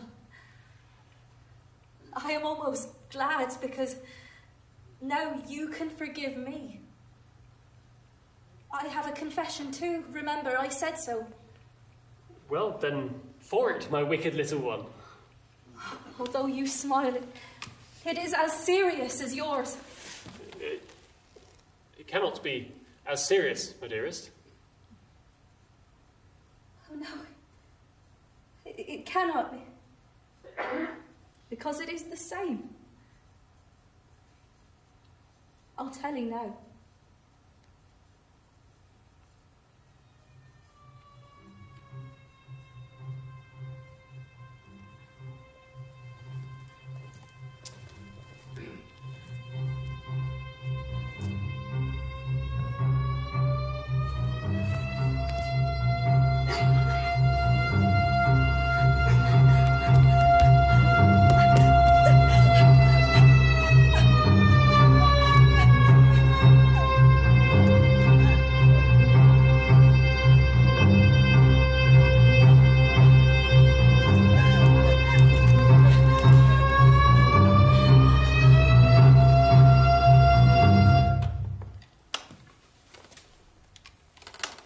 Tess? Yes, dearest. Am I to believe this? From your manner, I take it as true. You cannot be out of your mind. You ought to be. Yet you are not my wife, my Tess. Nothing in you warrants such a supposition as this. I am not out of my mind. Why did you not tell me? I tried to tell you. And I hindered you, I remember. In the name of our love, forgive me. I have forgiven you the same. Forgive me, as you are forgiven. I forgive you, Angel. Yes, you do.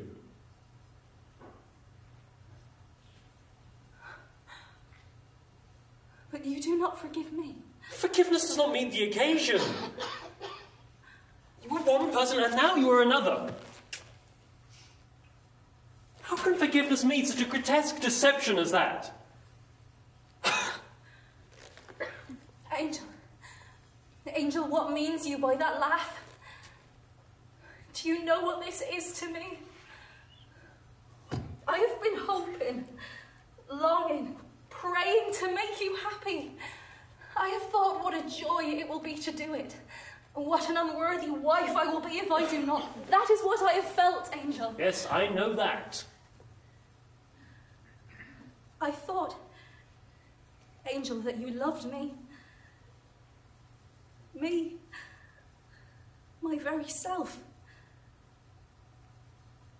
If it is I you do love, how can it be that you look and speak so? It frightens me. Having begun to love you, I love you in all changes, in all disgraces, because you are yourself, and I ask no more. Then how can you, my own husband, stop loving me? Because I repeat, the woman I loved, and you are not the same. Sit down. Sit down.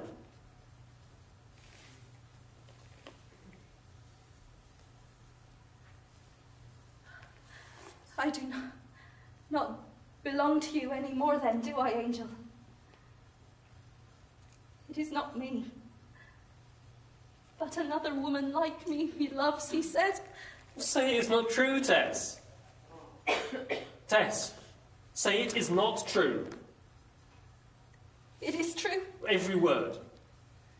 Every word. Is he living? The baby died. But the man, is he in England? Yes.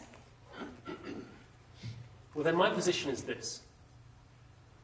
I thought, any man would have thought, that by giving up all ambition to win a wife with social fortune, knowledge of the world, that I should secure rustic innocence, as surely as I could secure pink cheeks. However, I am no man to reproach, and I will not. You can get rid of me How? by divorcing me. Oh, good heavens, how can you be so simple? I feel I am utterly worthless, so very greatly in the way. I told you a long time ago. I did not want to marry you. I was not respectable enough. Only you urged me. I wish every woman in England was as respectable as you are. It's not a question of respectability, but of principle. How can we live together without me despising myself? And what is worse, perhaps, despising you. However I feel at the moment, I do not despise you. But how can we live together when that man lives? He, in truth, being your husband, and not I.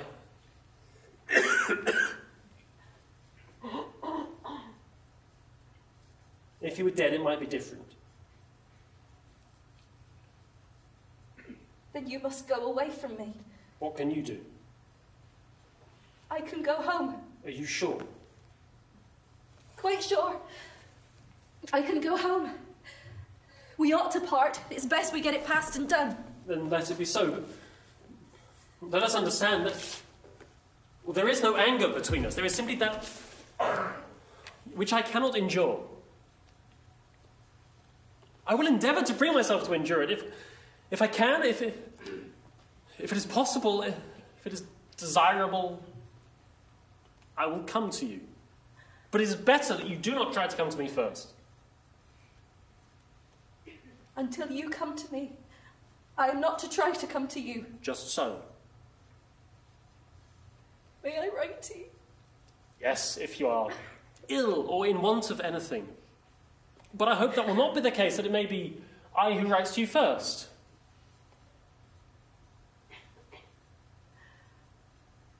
I agree to the conditions, Angel. Because you know best what my punishment ought to be. Only don't make it more than I can bear. The conversation after that was of practical matters only. A coachman was found, paid, told where to take her. He bade her goodbye. And they parted there and then. Go to sleep, my sweet baby. Oh, Tess, my child! Oh, so, you're really married now? You're going to be really married? No, Mother, I am married. Going to be? No, I am. Oh, where's thy husband then? He's gone away for a time. Away? Already? Well, when was you married? The day you said? Yes, Tuesday, Mother. Tuesday?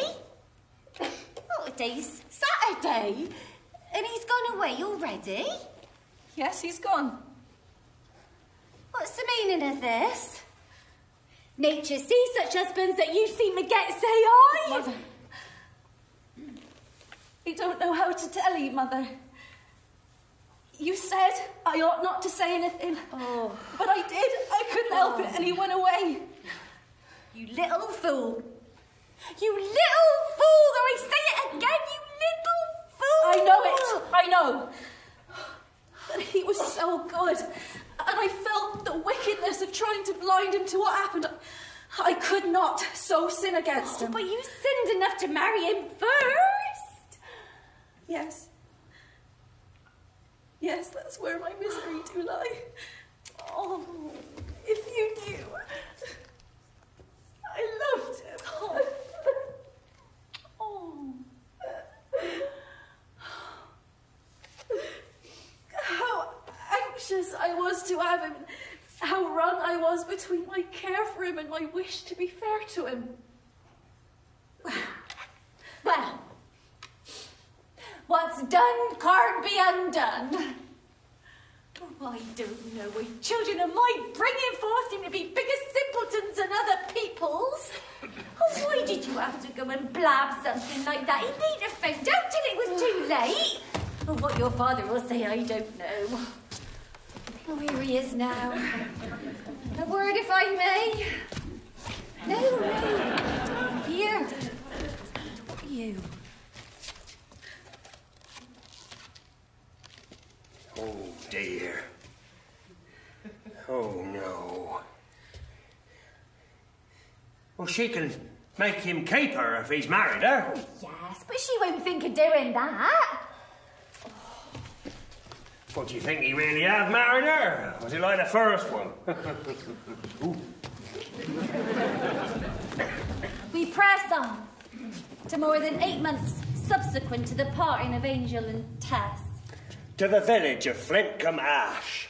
The air was dry and cold, and the long cart roads were blown white and dusty a few hours after rain. There are few trees, or none. Those that would have grown in the hedges were mercilessly plashed down by tenant farmers, the natural enemy of tree, bush and brake. Thus, Tess arrived at the farm from whence Marion and Izzy had written to her, which she sought, despite its rumoured stringencies being the reverse of tempting. Oh, Tess! Well, Mrs. Clare, dear wife of day. Oh, what's all this? And you're not wearing your wedding ring. Oh, I am, on a ribbon round my neck. I don't wish for people to think who I am by marriage. It would be so awkward while I live my present life. But you be the wife of a gentleman. It don't seem fair that you live like this. Well, no, it is quite fair. Though I am very unhappy. Well, you married him and you can be unhappy. Some wives are unhappy, through no fault of their husbands from their own. Well, you have no faults, Tess, I'm sure of that. And he had none. So it must be something outside you both. Marion, Izzy, will you do me a good turn without asking questions? My husband is gone away, and somehow I've overrun my allowance so that I need to turn back to my old work for a time. Do not call me Mrs. Clare, but Tess, as before. Do they need a hand here? Oh, they always need one ear. But few care to come. 'Tis a star-vacant place. Corn and sweet are all they grow. And though we be here, it'd be pity such as he to come. But you are both as good dairy women as I. Oh yeah, we're out of all that since Marion took to drink.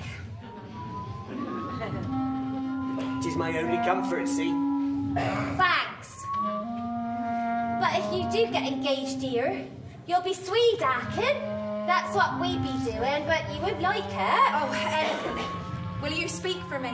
Oh, you do better speaking for yourself. Very well. Remember, not a word about Mr. Clare if I get the place. I don't wish to bring his name down in the dirt. It was poor subsistence she had insured, but it could afford her shelter over winter. There was no exaggeration in Flintcombe Ash Farm being a star-vacant place. The single fat thing on the soil was Marion herself. And she was an importation. 'Tis my only comfort, see? Once I started, I couldn't give it over. You see, I lost him. You didn't. You can live without him, perhaps. I'd have done anything to have him. We know. Marion, Izzy, I can't join in talk with you now as I used to about Mr. Clare, because although he is gone from me at present, he is my husband. He was a wonderful lover, no doubt. Though he can't have been a very fine husband to leave you so soon. He had to go. He was obliged to go, to see about some land. He might have tidied you over the winter. My parents' house was in a bad state of disrepair. The thatch needed fixing before the winter. Besides, he did not go away like some husbands without telling me. I can always find out where he is. In Christ. Nevertheless, I live. Yet not I. What's that noise? But Christ lives in me. It's a ranter. The life I live now in A ranter comes irregular, is taking justified notice. by the faith of the Son of God. Foolish Galatians! Who hath bewitched you that you should not obey the truth, before whose eyes Jesus Christ hath evidently been set forth, crucified among you?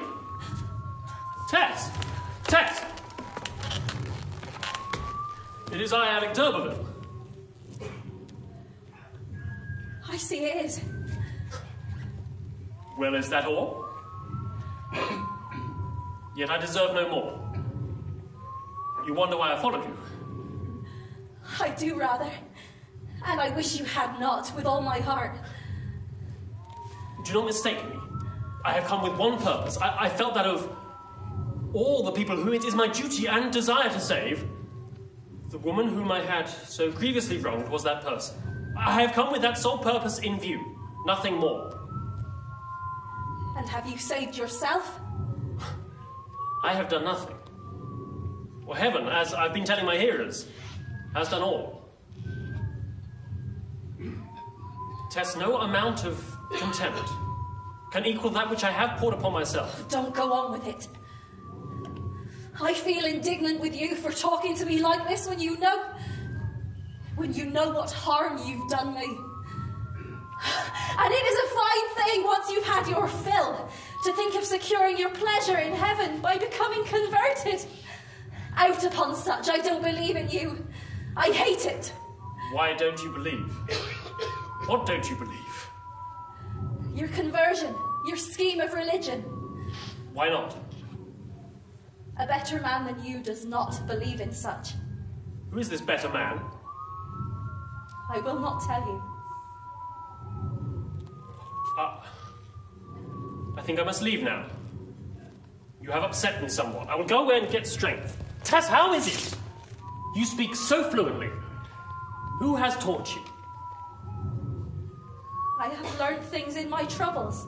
What troubles have you had? She told him of the first one, of the only one relating to him. Well, I knew nothing of this. Why did you not write to me when you first felt your trouble coming on? Do not come near me again. I will try. Tess. This was once a holy cross. Relics are not in my creed. I beg you, place your hand upon it and swear you will not try to tempt me by any of your charms or ways. Good God. How can you ask what is so unnecessary? All of that is furthest from my thought, but yes, I swear it. Begone!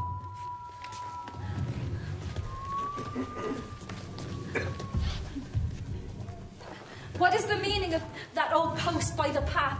Was it ever a holy cross? Cross? No, 'twere not a cross.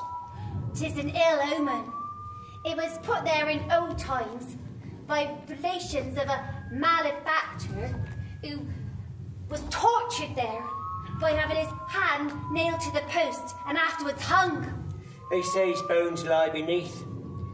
Oh, and that he sold his soul to the devil. And that he walks sometimes. Tess? Be that he? No. Tess, I want to talk to you. Is that ranter? So you have refused my last request not to come near me? Yes, but I have a good reason. I see now things are hard for you. Harder than they were when I knew you. They are harder than you deserve. Perhaps that is partly owing to me. The whole blame was mine of that unconventional business of our time at Trantridge.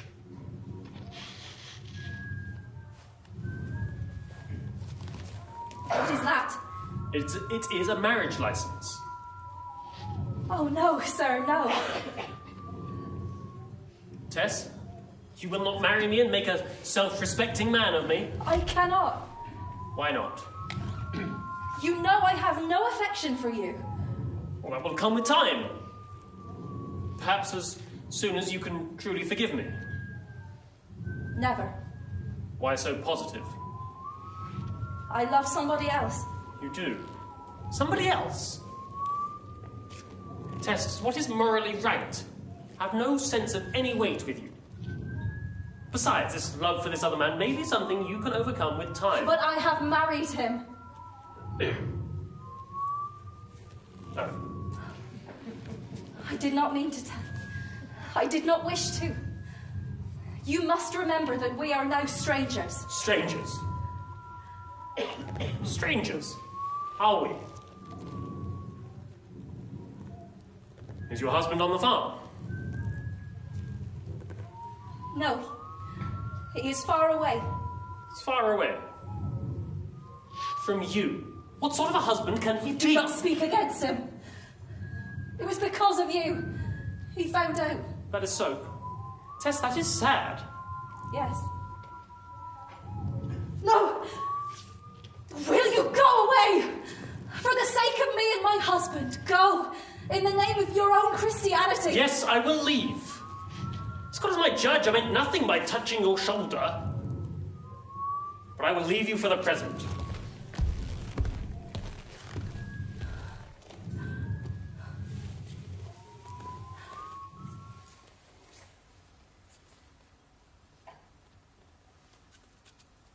My own husband.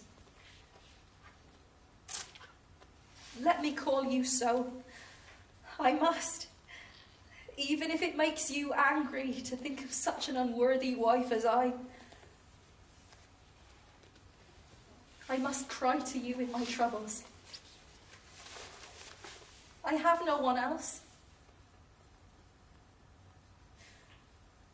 I am so exposed to temptation, Angel. I fear to say who it is. I don't like to write about it at all. But I think I must die if you do not come soon, or tell me to come to you. But Angel, please, please, be only a little kind to me, even if I don't deserve it, and come back. I am desolate without you, my darling, so desolate. Have you never felt one little bit of what you used to feel when we were at the dairies? If you have, how can you keep from me? I am the same woman, Angel, as you fell in love with, yes? The very same. Why do you not see this? I am, as I say, worried. Pressed to do what I will not do. I long for only one thing. In heaven, in earth, or under the earth. To meet you, my own dear. Come back to me. Come back to me and save me from what threatens me. Your faithful, heartbroken Tess.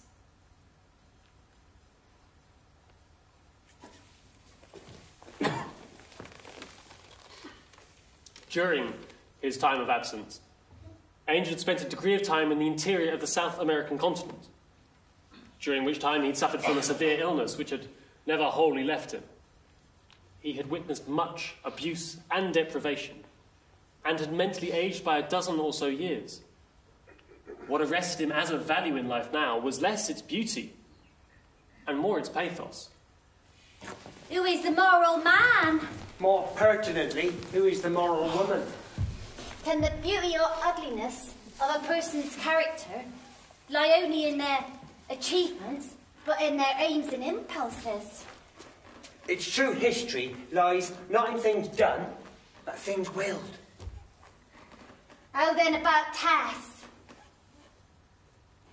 How indeed? Tessie! Abraham! Oh, what are you doing here? Well, Mother is took very bad. The doctor says she's dying. And his father is not very well neither, and says 'tis wrong for a man of such high family to slave and drave at common labouring work. Well, we don't know what to do. I'm very tired, Tessie. You might come home. I'm thinking of writing to all the old antiquarians in this part of the country and asking them to subscribe to a fund to maintain me. And how is Mother? Bad. Tess postponed her arguments on this high project until she had grappled with the more pressing matters in hand. And after a few days, her hard work began to show its worth. However, one evening... Tessie, there's a lot of talk in the house. They're saying Mother is much better. They're saying Father is dead. So shan't we talk to Father and never know more? No, Father was only a little bit ill. Well, no, but he dropped down just now. And the doctor who was here for Mother says there's no chance for him because his heart was growed in. Yes, the Durbeyfield couple had changed places. The dying one was out of danger, and the indisposed one was dead. The news was more than it sounded. Her father had been the last of 3 lives whose duration the house and premises were kept under a lease. The lease being determined, it would not be renewed. Thus the Durbeyfields, once d'Urbervilles, saw descending upon them once more the fated destiny witnessed by their ancestors.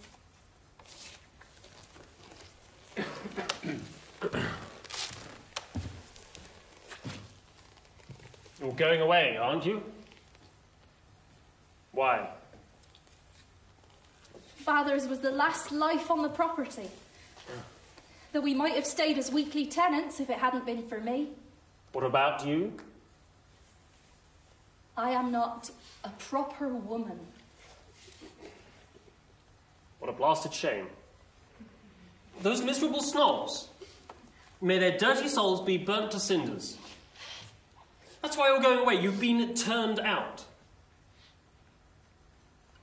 Where are you going? Kingsbere. We have some rooms there. Your mother's family are not fit for lodging. Come to my garden house at Trantridge. It can be whitewashed in a day. Your mother can live there very comfortably. I could send the children to good schools. Really, I ought to do something for you. How would I know you would do all this? Your feelings may change and then we should be... My mother would be homeless again. No, I should guarantee against such as that. In writing, if necessary. Think it over. I shall not come. I have plenty of money. Where? If I ask for it. If you ask for it. Tess, you won't ask for it. I know you. You'll never ask for it. You'd rather starve first, damn you.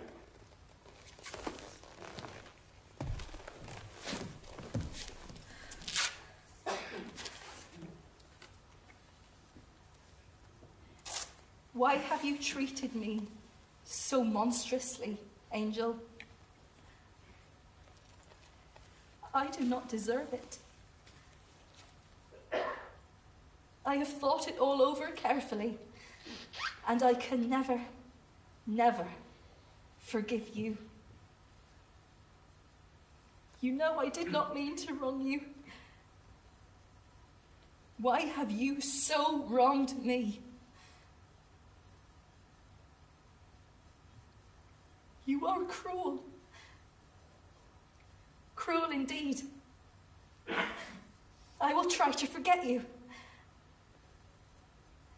It is all injustice I have received at your hands. And you will never, never come back.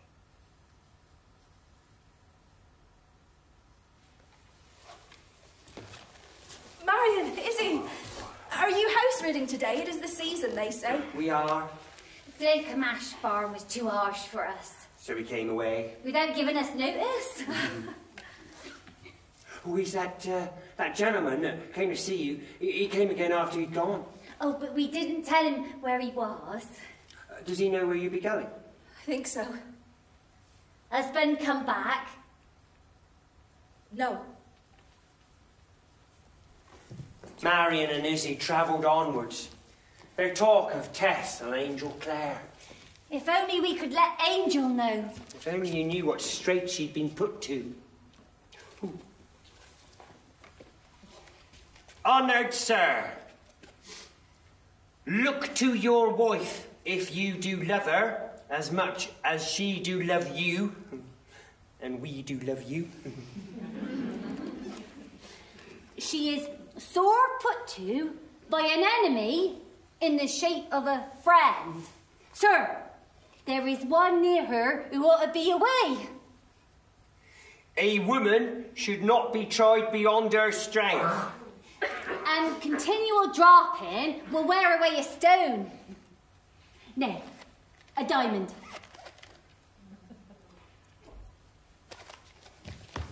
From two well-wishers.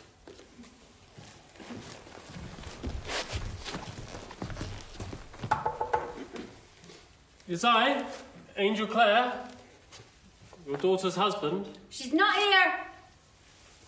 Do you know if she's well? I don't. But you ought to, sir. I admit it. Where is she? I don't know exactly. But she'll not wish to see you there. No, I am sure she would. I do know her better than you do. Oh, yes. I'm sure you do. For I sometimes think I hardly know her at all. She's in Sandbourne. Are you in want of anything? No. We are fairly well provided for.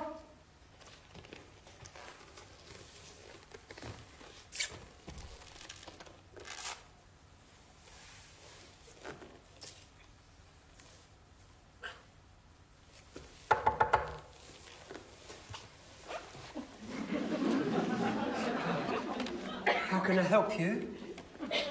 Is there a Mrs. Clare here? I beg your pardon? A Miss D'Urberfield?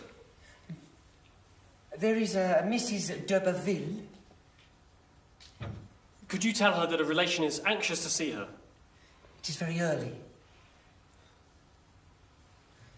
What name shall I give? Angel. Mr. Angel. No. Angel is my Christian name. She'll understand. Mr. Angel.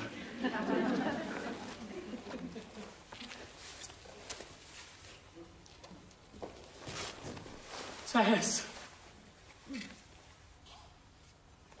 Can't you come to me? Can you forgive me for going away? How did you get to be like this? It's too late. I did not see you as you were. I did not think rightly of you. I have learned to since. Do not come near me. No, Angel, you must go away. Do you not love me? My dear wife, I have come on purpose for you. My parents will welcome you now. Yes. Yes, but it is all too late. Don't you know it? Don't you know? But then how come you here if you don't know? I asked around and I found my way. I waited and waited for you and you did not come. And I wrote to you and you did not come. He told me that I was a stupid woman and that you would never come again. He was kind to us after Father's death. I don't understand. He has won me back to him. He's upstairs. I hate him now. Because he told me a lie. That you would never come back. And you have. But you must go, Angel, you must go and never come again. It is my fault.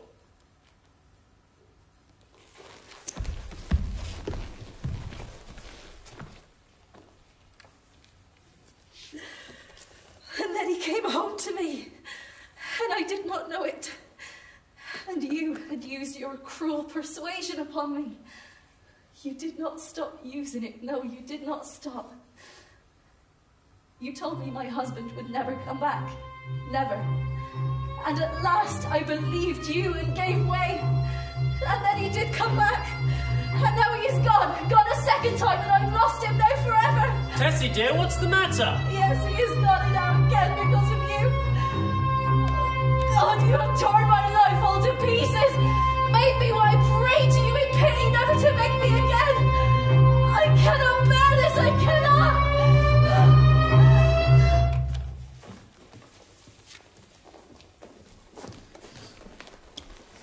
Angel, do you know why I've been running after you? To tell you that I have killed him. What? I have done it, Angel. He came between us and ruined us, but he can never do it anymore. I never loved him, Angel. Not as I love you. You know it, don't you? You believe it. You didn't come back, and I was obliged to go back to him. Why did you go away? Why did you? When I loved you so. Ollie, I don't blame you. But, Angel, can you forgive me my sin against you now that I've killed him? I thought as I ran along that you were sure to forgive me now that I've done that. Oh, say you do. Say you love me, dear husband, now that I have killed him. Tess, yes. I do. I do.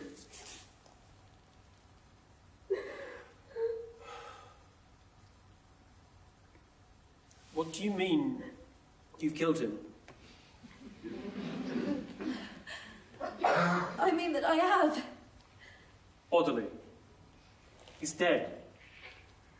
Yes.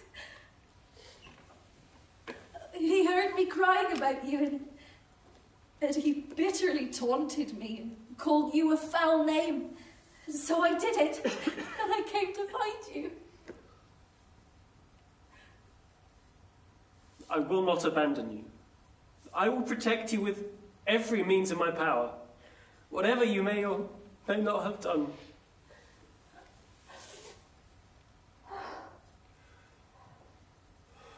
Are we going anywhere in particular?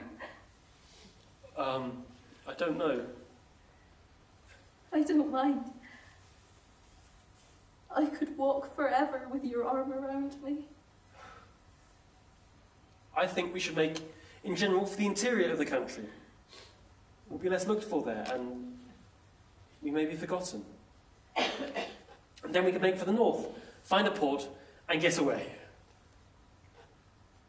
Why, this is Bramhurst Court. It's all shut up. Look, there's grass on the drive. Some of the windows are open. Just to air the rooms, I suppose. All of those rooms empty, and we without a roof to our heads. Except for the hall, all the rooms are in darkness. They ascended the stairs. Angel felt his way across a large chamber and opened the shutters to the width of 2 or 3 inches. A shaft of sunlight glanced in, showing old-fashioned furniture, crimson damask hangings, and an enormous 4-post bedstead. Rest. At last.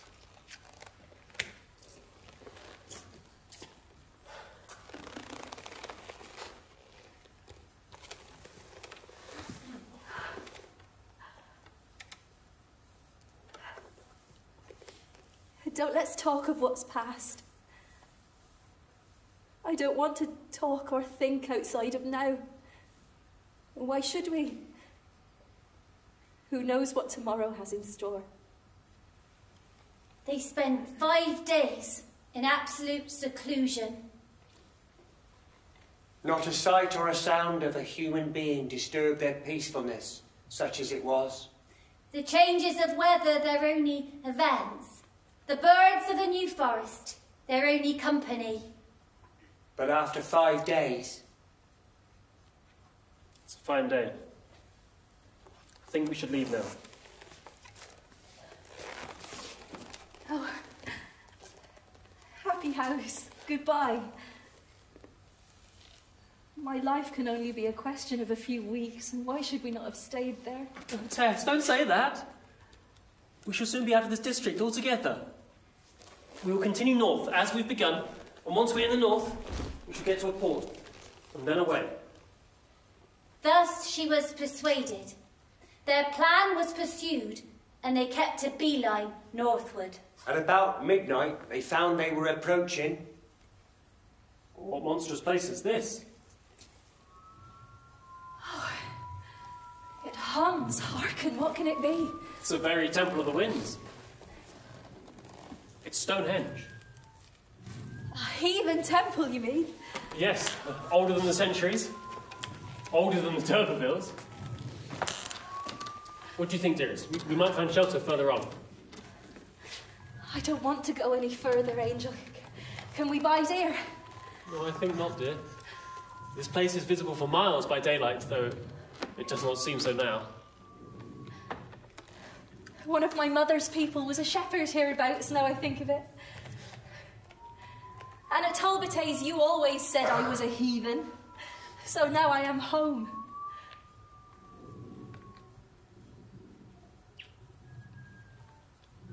I like it very much to be here. It is so solemn and lonely after my great happiness with nothing but the sky above my face. It's as if there were no folk in the world but we two.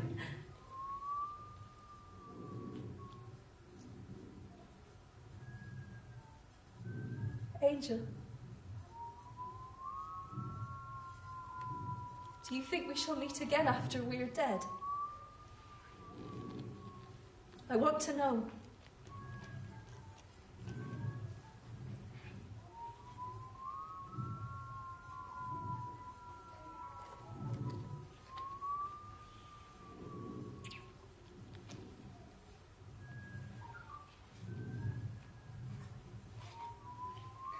Oh, Angel. I fear that means no. And I wanted to see you again. So much. So much.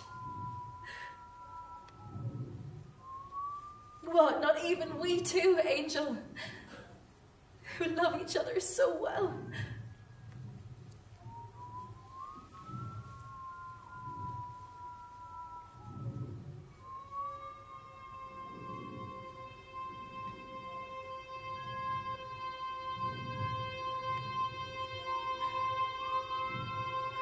What is it, Angel? Have they come for me? Yes, dearest, they've come. It is as it should be, Angel. I'm almost glad. Yes, glad. This happiness could not have lasted. It was too much. I've had enough.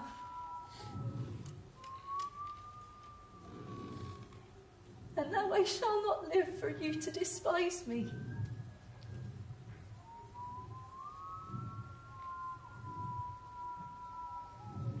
I'm ready.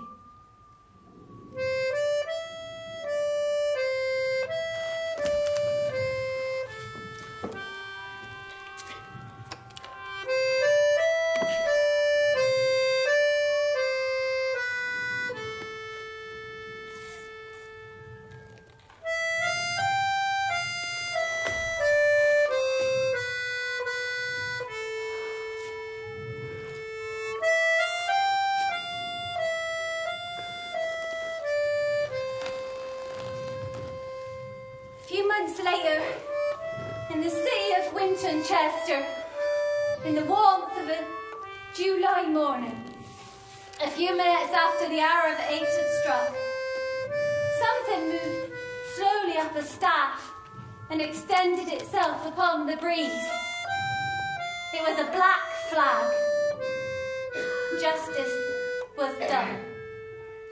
The immortals had ended their sport with Tess, and the D'Urberville dames and knights slept on in their tombs, unknowing